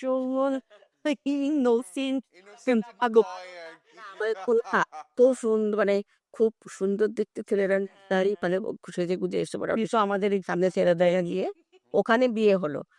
ওখানে কোনো রাজ্যপালকে বলছে না তাদের বড়দের জন্য, ধরো তখন রাজ্যপালের তখন দারুমিরা ছিলেন এখানকার রাজ্যপাল, ওনাদের জন্য আর খুব বয়স্কদের জন্য একটু চেয়ার ছিল তাছাড়া আর আমরা সব মাটিতে পড়াশোনা মাটিতে বসেছি ছাদে, সাথে সবাই মাটিতে। আমার সাজানো ওর সঙ্গে অনুযায়ী ছিল আপনাদের অনুযায়ী ছিল একটা খয়েরি রঙের শাড়ি, সেটাও মনে আছে। পিছনে আবার সেটা খুব আমার কাছে ইনোভেটিভ মানে তালুজা এসেছিল। হ্যাঁ ব্লাউজটা এরকম বো করে বাঁধা ওই নট ব্লাউজ, করে পড়েছে, সেটা আমার কাছে একটা অদ্ভুত জিনিস। আপনার মতো এরকম ভাবে দেখছি আমার ব্লাউজের তরুণ সামনেই বসেছে, বসেছে ওই সামনে এসে বসেছে কুসুনা সিক্স পথ মানে ওই ফর্সে সিংহ রিঙ্কু দিদিকে তো খুবই ভালো লাগছিল, ওরা সব বিয়েটা দেখলাম, আমরা তো আসল ওরম বিয়ে দেখিনি। এই প্রসঙ্গ আমি একটা কথা বলবো। বলো। বিয়ে প্রথমে না, সেটা আমি ঠাকুর বাড়ির কথাতেই বলবো বিয়ে প্রসঙ্গে। তো ওখানে দেখলাম আমরা তো বসে শুধু আত্মীয় স্বজন, খুব নিকট বন্ধু, মানে কোনো ল্যাভিশনেস বলে কোনো কিছু ছিল না। তারপরে ওরা একটা ভাবা যায় যে শর্মিলা ঠাকুর পাটোয়ারির বিয়ে হচ্ছে কত সিম্পল, মানে সেই জন্য, এবং আমরাও যদিও না হচ্ছে বিয়েও আমাদের ছেলে মেয়েদের এখন হয়তো যুগ পাল্টে গেছে, লোকে হয়তো চায়, আমি জানি না, কিন্তু আমাদের মনে হয়েছে, আমার এখনো মনে হয় ওর মেয়েরও যখন বিয়ে হয়েছে আমরা কিন্তু ওই দিকেই গেছি। না আমরা আমি ওই এরকম- বিয়েটা ওই শর্মিলা ঠাকুরের বিয়ে প্রসঙ্গেই, হ্যাঁ থাক। মানে আমরা হচ্ছে আমাদের বাড়িতে এরকম ভাবে হয়েছে। তারপর ওরা রিসেপশন দিয়েছিল, সেখানেও কিন্তু রিঙ্কু দিদি, ওটা রিঙ্কু দিদির বাড়িতে যে রিসেপশন দিয়েছিল, যেখানে এখানে খুব একটা ফিল্মের লোক খুব একটা, তো বান্ধবীদের সকালবেলা হয়েছিল না, এখানেও যেটা রাত্রিবেলা না মানে বিয়ের দিন কোনো খুব একটা আর তারপরে করেনি আমরা, যখন ওরা রানী রাজের রিসেপশনটা হয়েছে আমাদের যা মনে আছে সকালবেলার বিয়েতে এ হয়নি, ওর তো মুসলমান মতে, ইসলাম মতে বিয়ে হয়েছে, ওটা দেখেছি। ওটা আমাদের খুব একটা খুব ভালো এক্সপিরিয়েন্স, খুব ভালো লেগেছিল, ভীষণ ভালো লেগেছিল বিয়েটা। তারপরে ও যখন সেখানেও না, এখানে রিঙ্কু দিদি শুধু মানে যাদের সঙ্গে ও এখানে কাজ করেছে তাদেরকেই বলেছিল। এখানকার ফিল্ম ইন্ডাস্ট্রির লোক। কিন্তু সেটা কি তুই ঠিক মানে আমি জানি না তোর মানে আমরা তো শুনেছিলাম আমরা নিমন্ত্রিত, কারা নিমন্ত্রিত ছিল আমরা সেই প্রসঙ্গে যাব। কিন্তু সেখানেও যে খুব একটা পুরো ইন্ডাস্ট্রি দেখেছে হয়তো ডাকেনি মনে হয়। আমার খুব একটা প্রশ্ন এটা আছে ছিল। এখানে, সেটা হচ্ছে যে সেখানেও খুব ঘরোয়া ভাবেই করেছিল। হ্যাঁ, কিন্তু আমার প্রশ্নটা হচ্ছে, প্রশ্ন ঠিক না, আমি জানতে চাই, তোমরা তো কথা বললে, খুব খুব ইম্পর্টেন্ট কথা, যে ইসলামিক মতে যে বিয়ের আচার দেখে তোমরা মুগ্ধ হয়েছো। আমিও নিকাহ দেখেছি, বিয়ে দেখেছি। সেটা টরন্টো শহরে আমার এক তোমাদেরই মতো একজন আমার দিদি, তার ছেলের বিয়ে হয়েছিল একটি পাকিস্তানি মেয়ের সঙ্গে। আমি তো মুগ্ধ, মানে আর খাওয়া দাওয়া তো সাংঘাতিক ভালো। কিন্তু এই যে ঠাকুর পরিবারের একটি মেয়ে একটি মুসলমান ছেলেকে বিয়ে করলো, তাতে কি কোথাও কোনো বৈষম্য বা কোনো দ্বন্দ্বের সমস্যা হয়েছিল এই বাড়িতে হয়নি এটাই আমি বলছি, আমাদের বাড়িতে হয়, কিন্তু সমাজে হয়েছিল সমস্যাটা আলাদা, মানে আমাদের বাড়িতে হয়। আমাদের বাড়িতে কেউ একবারও কারণ শোনো, তারও আগে সৌমিত্রনাথের বোন, কার বোন? সৌমেন্দ্রনাথ ঠাকুরের বোন এনা দিদি, এনা। তো হ্যাঁ, উনি বিয়ে করেছিলেন খ্রিস্টান, হ্যাঁ, ডক্টর রয় ডাক্তার ছিলেন, তো বিয়ে করেছিলেন খ্রিস্টান। সেটা নিয়ে আমাদের বাড়িতেই গন্ডগোল হয়েছিল, মানে তখনও তো মানে মহর্ষি তো বললাম না একটু, তখন তো বলে মহর্ষি ছিলেন। ছিলেন জানি না তখন মহর্ষি ছিলেন নেই, কিন্তু আর গন্ডগোল হয়েছিল। তো দ্বিজেন্দ্রনাথ তখন বলেছিল, আর মত যখন নেওয়া হলো, মানে বাড়িতে একটু মানে ওনারই তো নাতনি নাতনি, তখন বলছে এটা কতদিন আগের কথা, তখন রিঙ্কু দিদি তো অনেক পরে। তো ওনার দিদি, বোনের যখন বলছে এনা দিদি, তখন খ্রিস্টান বিয়ে, তো আমাদের বাড়িতে কখনো হয়নি। হুম। ব্রাহ্মণ ছাড়া তো তখন হতো না, তো আদি সমাজে। তো তখন এটা নিয়ে একটু গন্ডগোল যখন হয়েছিল, যখন ওনার মত, মানে ওনারই নাতনি, আর উনি তো সাংসারিক ব্যাপারে খুব একটা থাকতেন না, ওনার মত নিতে যাওয়া হয়েছিল, তখন উনি বলেছিলেন পাত্রই বিবেচ্য, তার জাত বা ধর্ম নিয়ে কোনো আলোচনার প্রয়োজন নেই। অতদিন আগে হ্যাঁ উনি খুব উদার উনি ব্রাহ্মণ ছিলেন, হলেও ওনার কোনো জাত মানে ধর্ম হিসেবে ওনার ছিল না। সেটা একটা বাবার যেটা মানে দেবেন্দ্রনাথের থেকে উনি সেই, আর তুমি যে বলো ওনাকে মহর্ষি বলা হতো, আমার মতে মানে আমার মনে হয় দ্বিজেন্দ্রনাথকেও বলা উচিত ঋষি প্রতিম মানুষ ছিলেন, এই কারণে যখন উনি শান্তি, উনারও বাবার প্রতি সবারই দেবেন্দ্রনাথ মানে পিতা হিসেবে প্রতিটা ছেলে মেয়ের কাছে ওনার স্থানটা এরমই উচ্চ ছিল, উনিও তার ব্যতিক্রম নন। এবং এই সবগুলো ওনারা বাবা হিসেবে ওনারা তো বেড়েও নিয়ে, যখন উনি মারা যাওয়ার পরে উনি বুঝো আর 5 না 6 মারা তারপরে আর জোড়াসাঁকোয় উনি এমনি এত প্রিয় বাড়ি, ওই বাড়ি ছেড়ে, মানে ওনার বিয়ে ছিল, আর ওনার জোড়াসাঁকো প্রিয় জায়গা। উনি ওর বাবার সঙ্গেও সব জায়গায় নাকি যেতে, যখন এখানে থেকে আর সময় দ্বিজেন্দ্রনাথ চলে গেলেন শান্তিনিকেতনে, বাড়ি করলেন নিচু বাংলা, নিচু বাংলোয় চলে গেলেন। আর কোনোদিন আমার মা বলেন তপবনের মতো একটা বাড়ি, সত্যি আশ্রম মানে যদি বলো রানী ওটা ছোট। তুমি দেখেছো তো নিচু বাংলা? বোয়ারে গিয়ে শান্তিনিকেতনে নিশ্চয়ই হ্যাঁ, দেখবো। এই এর দ্বিজেন্দ্র আমি কখনো নিচু বাংলা দেখি না। নিচু বাংলোটায় ওরা চলে গেলে কি বলে জানি না, ওরা বলে দ্বিজবীরা শান্তিনিকেতন এত রবীন্দ্রনাথ, শান্তিনিকেতনটা এত রবীন্দ্রনাথময়, রবীন্দ্রনাথের বাইরেও যে অনেক কিছু ছিল, সেটাই আমাদের আজকের যে আমরা ওটা কিন্তু আড্ডা। বাংলা বললাম, না, এখন কি বলে জানি না। চলে গেলেন আর 20 বছর আসেন। ওখানে মারা গেছে। এবং ওইখানে গিয়ে উনি যখন, সেটা কিন্তু রবীন্দ্রনাথের আর রবীন্দ্রনাথের সত্যেন্দ্রনাথের লেখাতেও আছে, যেতে লেখাতেও আছে যে উনি যখন সকালবেলা উনি বলতেন ওনার এজলাস, উনি যখন বসতেন বাইরে তখন সব মানে কাক, চড়াই, শালি সবাই ওনার গায়ে মাথায় কাঠবেড়ালি, সত্যি কাঠবেড়ালি গা দিয়ে, এটা আমার ঠাকুমারাও দেখেছে। হ্যাঁ, কাঠবেড়ালি বলেছেন। আমরা যখন ওখানে ছাত্রী, তো ওই বাগানে হয়তো ফুল তুলতে যাবেন, তো উনি তো ওনার পারমিশন নিতে হবে, বলছে উনি আমি বাগানে বসে বাগানে বসে আছেন, তো বলছেন আমরা কি একটু ফুল তুলবো? তুমি গাছেদের জিজ্ঞেস করো, ফুলটা ওদের, বা গাছ যদি বলে তবে তুলবে, ওনার উত্তর। তা আমরা আর কি করেন, তো সব হতভম্ব হয়ে কিছুক্ষণ ঘুরে ফিরে এসে বলছেন এবার তুলবো, বলছেন না বলে না, ওরা জিজ্ঞেস করছে, হ্যাঁ ওরা বলেছেন হ্যাঁ। তখন আমরা এসে বলছেন কি বললো, বলছে হ্যাঁ বলেছে তুলতে, তাহলে তোলো। তো আমরাও দেখেছেন যে কাঠবেড়ালি গা দিয়ে হ্যাঁ, আবার এত এবং আবার বলি খাবার উনি তাদেরকে খাবার দিতেন, এক কাক ওদের, ওনাকে যে দেখাশোনা করতেন মনীষা দাদা, তাকে আমরাও দেখি, আমাদের খুব প্রিয় আছে, মনীষার দাদাই বলতাম।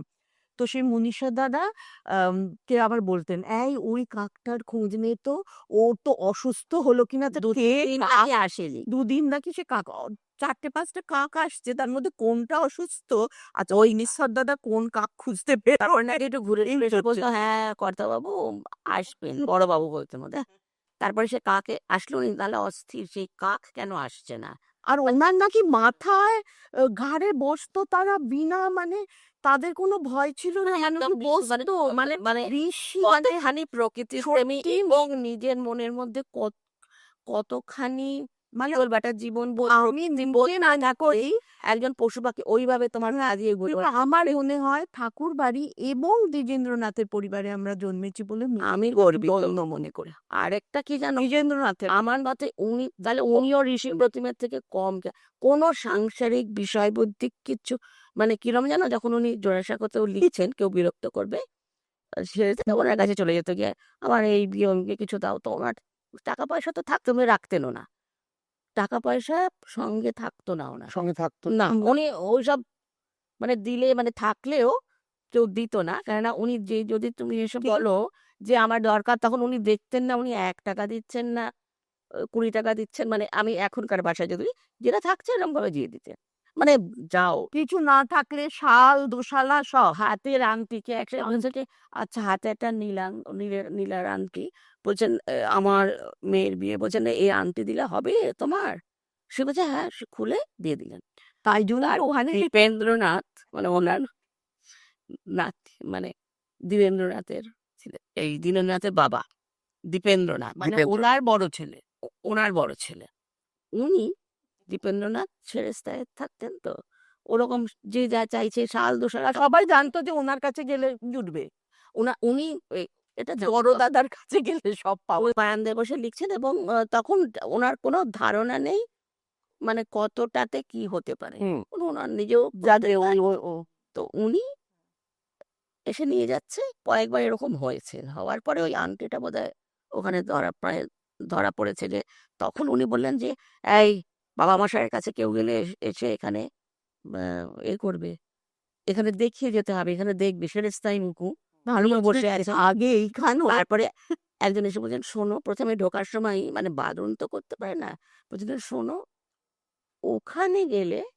কিছু পাবে না, এখানে এলে মানে সেরেস্তায়, এখানে এলে কিছু পাবে, মানে ওনার কাছে গেলে না পাওয়ার ব্যবস্থা ওই রকম। তারপরে হয়তো কোথাও আমন্ত্রণ হয়েছে, খাওয়া হতো, তো সবাই এসছেন করছে, ওনার হঠাৎ মনে হলো, তখন সবাই আছে অতিথি অভ্যাগত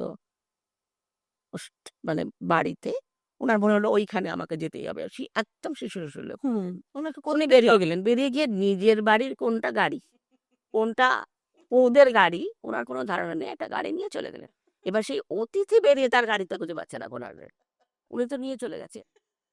বাবা। মানে তো আমি এই হ্যাঁ, আমি একটু অন্য কথায় যাবো এবারে। সেটা হচ্ছে দ্বিজেন্দ্রনাথ তো শান্তিনিকেতনে গেলেন।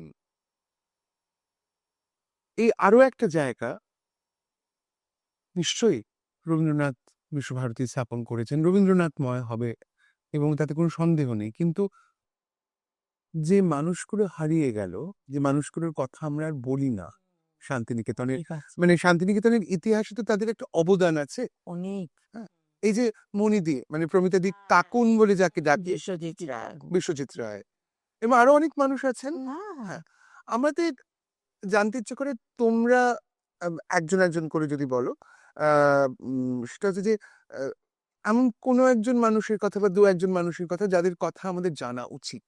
আমাদের দাদা ভাইয়ের বন্ধু হিসেবেই তো প্রশান্ত রায়। প্রশান্ত উনি আর্টিস্ট, ওনাকে আমরা ডাকুয়া দাদু বলতাম। রামানন্দ বন্দ্যোপাধ্যায়ের শ্বশুর বলতে কার? পারো, রামানন্দ রামানন্দ বন্দ্যোপাধ্যায়ের শ্বশুর। শ্বশুর, হ্যাঁ, উনিও তো আর্টিস্ট। হ্যাঁ, of course, প্রশান্ত রায়। হ্যাঁ, কৃষ্ণা ওনার প্রশান্ত রায় সম্পর্কে ওকে ডাকুয়া দাদু বলে। আমরা ডাকুয়া দাদু। কেন রে এসব অদ্ভুত নামে আমরা ডাকুয়া দাদু অনেক হাসি খুশি ছিলেন। আর ওটা বাইক করে আসতেন খুব জোরে, মনে করে না বাইক ছিল। কাকা তো আছে আমাদের বাড়িতে অনেক কাকা, উনি দাদা ভাইকে দিয়েছেন। আমার কাছে একটা আসলে আমি হয়তো খেয়াল করনি, এরপরে দিল্লি গেলে দেখাবো, birth of Santiniketan. Birth of মানে একেবারে ধূসর শান্তিনিকেতন, শান্তিনিকেতন। খালি খোয়ায় শুধু। Right. দিদিস বাড়িতে সেদিন ওইটা দেখলে, ওটা ওনার গ্রামের। আরেকটা মঞ্জিল বাড়িতে যেটা মার কাছে ছিল তপতি, আমু হ্যাঁ, তপতি করেছেন। তপতি অগ্নিতে প্রবেশ করছে, ওইটা অমিতা ঠাকুর তপতির ভূমিকা অভিনয় মানে করেছেন না উনি এঁকেছেন। এবং ওর কল্পনা। হ্যাঁ, মানে ওই যে সান্নদোষ হয়তো অমনি ওখানে আগুনের মধ্যে প্রবেশ করাটা প্রবেশ ছিল স্টেজে ওর, সেটা তো অবনীন্দ্র রাত্রা, ওটা ওই ভিজুয়ালাইজেশনটা ওনাদের হয়েছে। তো ও সেটা দেখবে যে ঘর বাতে আছে, অবনীন্দ্রনাথ বলেছেন যে অমিতা তপতের সাথে নীল বলেছেন বড়োয়াতে দেখ সে পার্থিবতা বলার না, ওইটার নিয়ে এঁকেছেন, সেইটার ডাকুয়া দাও আছে, ওইটা এঁকেছিলেন প্রশান্ত রায়। প্রশান্ত রায়। Right. হ্যাঁ। আর ডাকুয়া দাদুর আরো ছিল, উনি না নানা রকম ছবি তুলতেন তখন তো প্রজেক্টরে। সেই আমার মনে আছে, আমরা তো প্রাক্তনীতে থাকতাম একতলায়, বড় এই যে দেয়ালে না সব অন্ধকার করে আমরা সব বসতাম। আর আমি আরেকটা জিনিস দেখো, দাদা ভাইদের বয়সী তো, তারা আমাদের বাচ্চাদেরকে কিরকম ভাবে এনগেজ রাখতো। এই দাদা ভাইয়ের কথা, যার কথা দাদা ভাইয়ের অতীন্দ্রনাথ। অজেন্দ্রনাথ। হ্যাঁ। হ্যাঁ। তো ওই আমরা সব বসতাম, আর উনি সেই কত বিদেশের সবকিছু ছবি দেখ, স্লাইডস গুলো এবং স্লাইডস গুলো আর বলতেন, এইগুলো আমরা তো মুগ্ধ বিষয় দেখতাম। আমাদের চিন্তাধারা অনেক পুরনো। ভাবছি আমরা কীর্তনের রামের আরেকটা জিনিস শুনি, ওই হাতের ইয়ে করে অন্ধকারে, আঙুল শাডো, হ্যাঁ ট্যাডো, শাডো ব্রাশ। সেইটাও আমাদের, আমরা ভীষণ সেটা খুশি কে হতাম। করতেন? ডাকুয়া দাদু ও প্রশান্ত রায় করতেন। এবং ওনাদের একটা বৈশিষ্ট্য শোনো, শান্তিনিকেতনের লোকেরাও একটু পাগলই ছিল, নালে শান্তিনিকেতনে কেউ থাকতে পারবে না, কেউই স্বাভাবিক না, সবাই অদ্ভুত ভাবে মানে ক্রিয়েটিভলি পাগল, ভীষণ মানে Creatively, পাগল এবং অদ্ভুত রকমের পাগলানি, যে হ্যাঁ, মানে সৃজনশীলতা, সৃজনশীলতা যে মানুষ সৃজনশীল হবে তার তো খানিকটা ইনসানিটি থাকবে, যাকে আমরা সুন্দর করে ম্যাডনেস। এবং শান্তিনিকেতনের এত তো অর্থের প্রাচুর্য ছিল না, তা সত্ত্বেও ওনারা যে ছিলেন সেটা ওনাদের পাগলামির জন্যই ছিল। আচ্ছা, বলতে পারো মানে সবকিছু বিসর্জন দিয়ে ওখানে থাকার জন্য, ওখানে নাম যুক্ত হবার জন্যই ভালোবাসাটা। যে কারণে ওখানে থাকার জন্য, ওটা ভালোবেসে জায়গাটাকে সেখানে ওইভাবে থাকার জন্যই ছিলেন, কোনো অর্থের মোহে কখনো ছিলেন না। হ্যাঁ, কিন্তু আমি একটা কথা বলে আমি যেটা বলছি, ওনারাও আর সব প্রকৃতির সঙ্গে থাকতেন বলে প্রত্যেকটা প্রকৃতির মধ্যে নিমগ্ন ছিলেন। এই টাকুয়া দাদু আর ওনার স্ত্রী আচ্ছা এটা, ওনারা ছিলেন বাড়িতে প্রখর গ্রীষ্ম, শান্তিনিকেতনের গ্রীষ্ম সবাই বাবা সাংঘাতিক। ওনাদের বাড়িতে যাও, লীলা মজুমদারই আছে, লীলা মজুমদারের খুব বন্ধু ছিলেন এনারা দুজন স্বামী স্ত্রী, খুবই লীলা মজুমদার বন্ধু। আমাদের সাহিত্যিক লীলা মজুমদারের বন্ধু ছিলেন। জানলা দরজা খোলা, আর দরজা জানলা ওই প্রখর গ্রীষ্মে খোলা, বন্ধ করবেন না। কি না ওনাদের গুলগুলিতে কাঠবেড়ালির বাসা, আর ওনাদের বাড়িময় কাঠবেড়ালি, কাঠবেড়ালি, ওই খরগোশ, শোনো, ওই যে মশারি টাঙানো ছত্রি হতো তো, সেখানে সব মোজা টোজা ঝোলানো থাকতো, তার মধ্যে সব কাঠবেড়ালিরা ঢুকতো বেরোতো, তারা আনা দিত, ওনার সারা বাড়িময়। ঘুলঘুলিময় তাদের বাসা, সারা বাড়ি। তারা বাইরে গেছে। মিটিং লাগতো। হ্যাঁ, ওদের বাড়িতে বাড়ি ভাড়া বাড়ি থাকতো। তারা বাইরে গেছে। তারা কখন ঢুকবে তারা যদি ঢুকতে না পারে ওনারা অবারিত দ্বার, কেননা তারা ঘরে ঢুকবে বেরোবে মানে দরজা খুলে বেশি জানলা। এটা না, এটা তো সম্ভব। এটা কিন্তু মনিদির কাছে আমি শুনেছি একটা সময় শান্তিনিকেতনে কেউ বাড়িতে মানে সবাই অবারিত দ্বার, হ্যাঁ, মানে কিন্তু ভীষণ চোরেরও জায়গা ভাই, কি করে অবারিত দ্বার কেউ হয়তো না চুরি ডাকাতি করে আমি শখ আমাদের তো চুরি ডাকাতিও মানে আমাদের এমন হলো রান্নাঘরটাতে একটা বাইরে ছিল আমাদের বাড়ির বাইরে। সকালে উঠে দেখা গেল কিছুটি আমি নেই। কি চা খাবো যে কেটলিটাও নেই, পাশের বাড়ি থেকে নিয়ে এসে আমাদের চা আমাদের দেওয়া হলো। এটা তোমাদের বাড়ি? আমাদের এটা কোন বাড়িটা? প্রাকৃতিক বলে হয়। প্রাক্তন মানে ওটা ওই খিদেমোহন সেনের বাড়ির ঠিক উল্টো দিক, খিতিমন বাড়ির বাড়ি উল্টো দিক। আর তার পাশেই ছিল অমর্ত্য সেন বাড়ি, হুম, আর তার প্রতীচি। প্রতীচি, আর তারপরে ছিল ঠাকুরদাদা মানে নেপাল চন্দ্র রায়ের বাড়ি। নেপাল চন্দ্র রায়ের বাড়ি ওটা ওরা ঠেলে আমরা খায় না কালীপদ আচ্ছা, কালীপদ রায়। তো ওনা নেপাল চন্দ্র রায় ঠাকুর দাদা নয়, ঠাকুর দাদার বাড়ি মানে ঠাকুর দাদা চন্দ্র রায়। আমরা ঠাকুর দাদা দিদাই বলতাম। এবারে শোনো, এই যে অবারিত দ্বার মানে আমরা তো ছোট ছোট দিদাইদের বাড়ি ঠাকুর দাদাদের বাড়ি যাবো, তো আমাদের বাড়ির উল্টো দিকে আমরা চলে যেতাম খিদেমোহন সেনের বাড়িতে। ওদের বাড়ি থেকে ওদের বাগানের মধ্যে দিয়ে চলে গেলাম পাশের বাড়ি প্রতীচি। কোনো জায়গায় তখন ওনারা কেউ ওরা তো দিল্লিতে থাকতার বাড়ি, কিন্তু বাড়ি খোলা মানে বাগান টাগান কেউ বন্ধ নয়। আমরা ওদের বাগানের মধ্যে দিয়ে চলে গেলাম ঠাকুর দাদার বাড়ি, মানে আমরা রাস্তা দিয়ে যাচ্ছি না। এই ঠাকুর দাদার কি নাম? কালীপদ। কালীপদ। আচ্ছা, আমার যেরকম আমরা প্রশান্ত রায় সম্পর্কে জানাম, এমন আর কোনো মানুষ বা মহিলা যার কথা আমরা জানি না, এমন কেউ আছেন তোমাদের স্মৃতির ভাড়ারে যার কথা সত্যি আমাদের জানা উচিত? তিনি অবশ্য শান্তিনিকেতনের পরে আর বাসিন্দা ছিলেন না, কিন্তু ওখানে পড়াশোনা করেছেন দাদা ভাইয়ের সঙ্গে। দাদা ভাইয়ের আরেক বন্ধু, তাকে আমরা গুটিয়া দাদু বলতাম। গুটিয়া দাদু, অজয় ডাকুয়া দাদু, গুটিয়া দাদু, উনি নাম নিজেরই রেখেছেন, গুটিয়া দেখতে বলতেন। গুটিয়া দেও। হ্যাঁ, তার নাম কি আসলে? মমতে ওনার অজয় রায়। হ্যাঁ, সেন না সেন সেন অজয় সেন। না অতুল সেন। অতুল সেন। আর অজয় আমি অজয় আমরা গুটিয়া দাদু বাড়তাম। বকবেন আমার অজয়। আবার বিক্রি কিছু বলবেন পদবী মনে রাখ নাম না গুটিয়া দাদু বলি তো, তুই তো ওই গুটিয়া দাদুরই তো আছে পিসির বিয়েতে। উনি গুটিয়া দাদু এত বড় একটা বাক্স গিফট এনেছে, আচ্ছা, সে খুলছেন, বাক্সর ভেতর বাক্স বেরোচ্ছে, খুলছেন, খুলতে খুলতে একটা ছোট্ট বাক্সে তখন বেরোলো পিসির গিফট আর কি। উনি ওরকম আমাদের আবার কবিতা লিখে গুটিয়া দেও। এটা না একটু অদ্ভুত। দেখো আমাদের ছোটখাটো মানুষ ছিলেন। যে মজার ছিল। তোমাদের দিল্লির বাড়ির আড্ডা, তোমাদের গার্লফ্রেন্ডের বাড়ির আড্ডা, মিটিলদের মানে তোমার কন্যা অভিলীনার বাড়ির আড্ডা, আমাদের এই আড্ডাগুলোতে কিন্তু আমরা একটু শেষের দিকে এগোচ্ছি তাই কথাটা বলছি যে এই আড্ডাগুলোতে কিন্তু আহ আমাদের ব্যক্তিগত স্মৃতিচারণের মধ্যে দিয়ে বিশেষ করে তোমাদের, আমাদের নয়, আমরা তো আহরণ করব একটা সময়ের চিত্র পাচ্ছি। হ্যাঁ, এইটা আমরা এখন মনে করি এই চিত্রটা যেটুকুনি আমাদের স্মৃতিতে আছে আমরা আমাদের ছেলে মেয়েদের দিতে চাই। যদি তারা নেয়। But I also want to know about something which is important, এবং সেটা যদি তোমরা একটু ছোট করে বলো আমাকে, সেটা হচ্ছে যে জন্মসূত্রের কথা শুনলাম, তুমি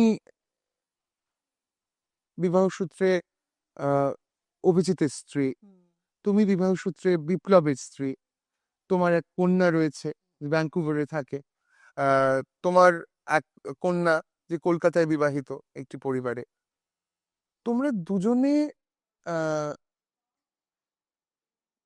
বিয়ে করার পর মানে যেটা হয় আর কি, ঠাকুর বাড়ির মেয়ে মানে নাচ গান, হ্যাঁ, সাহিত্য চর্চা ওটাই তো। তোমরা করেছো, তোমাদের মতো করে ব্যক্তিগতভাবে করেছো, কিন্তু আমার কথা হচ্ছে তুমি দুজনে কিন্তু খুব মন দিয়ে সংসার করলে।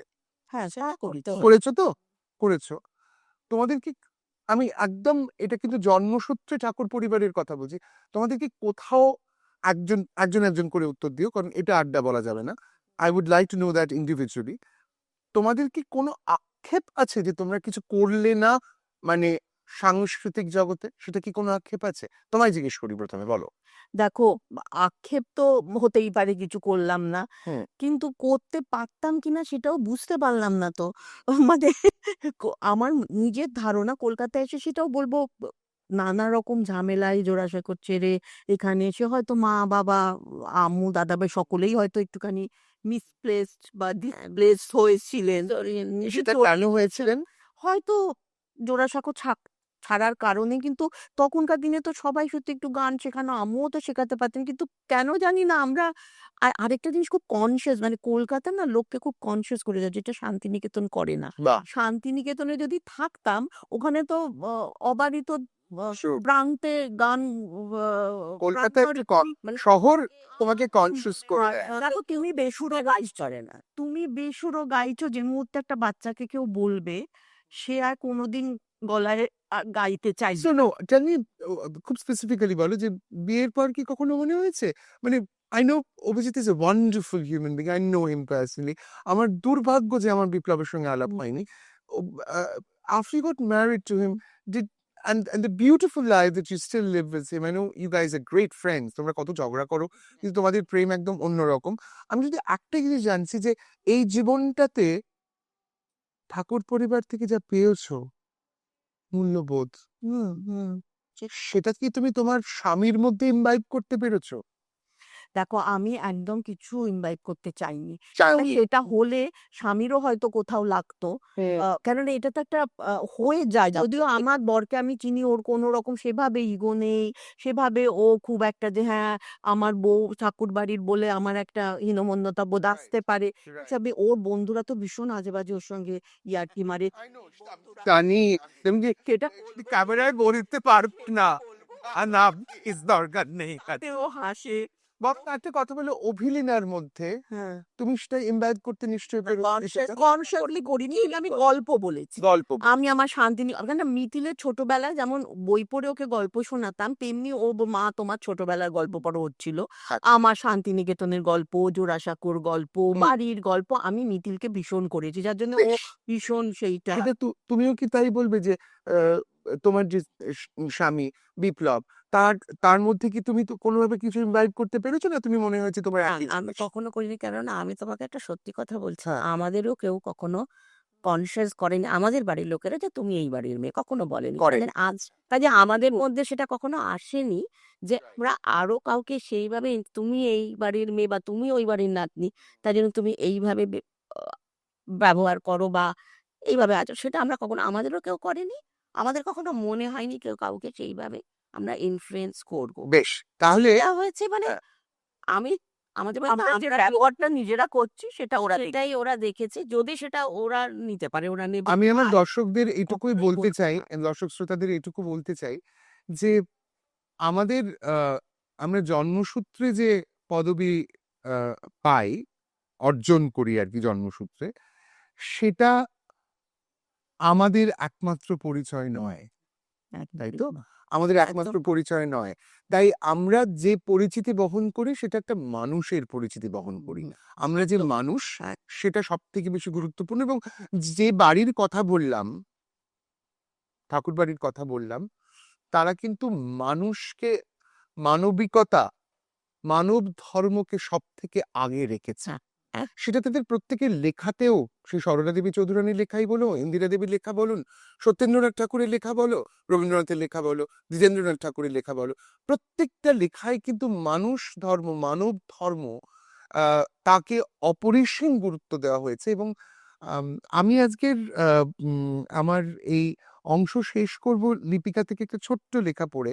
আমার খুব প্রিয় একটা গ্রন্থ, শেষ করছি রবীন্দ্রনাথকে দিয়েই তোমাদের, কারণ রবীন্দ্রনাথের সঙ্গে তো বিরোধ নেই, বিরোধ নেই, বরং পাইনি পরিচিতিটা ওনার পরিচিতিটা তো ওনার হ্যাঁ, ক্ষেত্রেই, এই সেটা তো আমার এই ছোট্ট একটা লেখা, গাড়িতে উঠবার সময় একটুখানি মুখ ফিরিয়ে সে আমাকে তার শেষ চাউনিটি দিয়ে গেছে।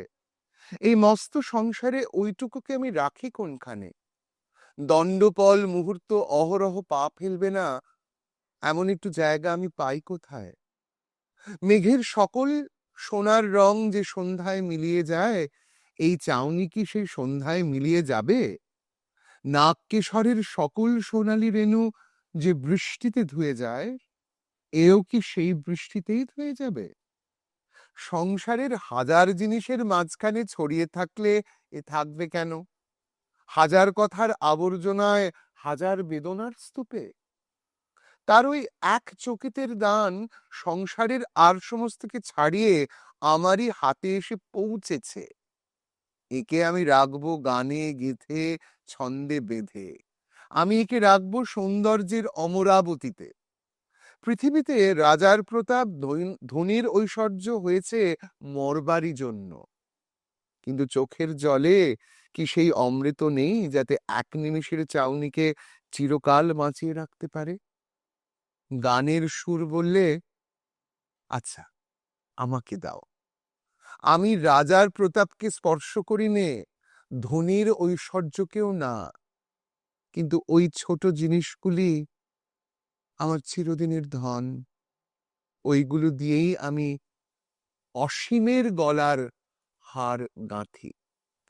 আমার একটাই অন্বেষণ, আমরা যেন অসীমকে খুঁজতে শুধু মন্দিরে মসজিদে গির্জায় না যাই, মানুষের মধ্যে যেন অসীমের সন্ধান করতে পারি। সেটাই কিন্তু ঠাকুরবাড়ি শিখিয়েছে, সেটাই কিন্তু ঠাকুরবাড়ির নবজাগরণ আমাদের দিয়েছে যে সম্পদ। আমার অত সম্পদ নেই, আমার ছোট দুটি উপহার আছে। আমি এবার আমাদের অন্তরের সৌহার্দ্য, কৃতজ্ঞতা এবং ভালোবাসা, এই দুজন মানুষ আমার খুব আদরের, খুব দুঃসময়ের বন্ধু, এবং I'm very glad that No Format Season 2 had Oruni Thakur and Ranjini Thakur, because what we got from this episode is going to be a treasure for the next generation to actually keep as a precious belonging. এটা আমার মনে হয়। আমি একটু চেয়ে নিচ্ছি আমার আমার কোলাবোরেটর মেহেন্দির কাছ থেকে। একটা উপহার এসে গেছে, আরেকটা উপহার। এইটা তো আমাদের, এটা আমাদের ভীষণ বড় পাওয়া। হ্যাঁ, আমি তোমাদের দুজনকে I know I don't have to thank both of you, but I still have to thank both of you on the episode. আজকে তোমরা যেটা দিয়ে গেলে আমাদের, সেটা পরবর্তী প্রজন্মের কাছে খুব গুরুত্বপূর্ণ, কারণ আমাদের কোনো ডকুমেন্টেশন সেভাবে হয় না। অন্তত এইটুকু যে আমরা করতে পারলাম পরবর্তী প্রজন্মের জন্য, যারা ঠাকুরবাড়ির অন্য কথা জানতে পারবে, হয়তো মজার কথা, কিন্তু সেই মজার কথার মধ্যে একটা বাড়ির গল্প, সেই বাড়ির গল্পের মধ্যে একটা গোটা সমাজের চিত্র ফুটে উঠলো। এটা তোমার জন্য। আর এইটা তার জন্য অলি, আমাদের একটু দেখিয়ে দিই। অলি আমার বন্ধু ঐশ্বর্যর company is gift sponsor for No Format Season 2. আমরা ভীষণ খুশি।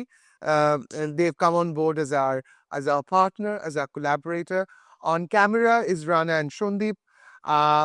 আমরা খুব শিগগিরই ফিরে আসবো No Format Season 2 আরেকটা খুব সুন্দর এপিসোড নিয়ে। তার আগে অবধি একটাই কথা, ভালো থাকবেন এবং অন্য মানুষকে একটু ভালো রাখবার চেষ্টা করবেন, আর হ্যাঁ, ভালোবাসবেন। নমস্কার। নমস্কার।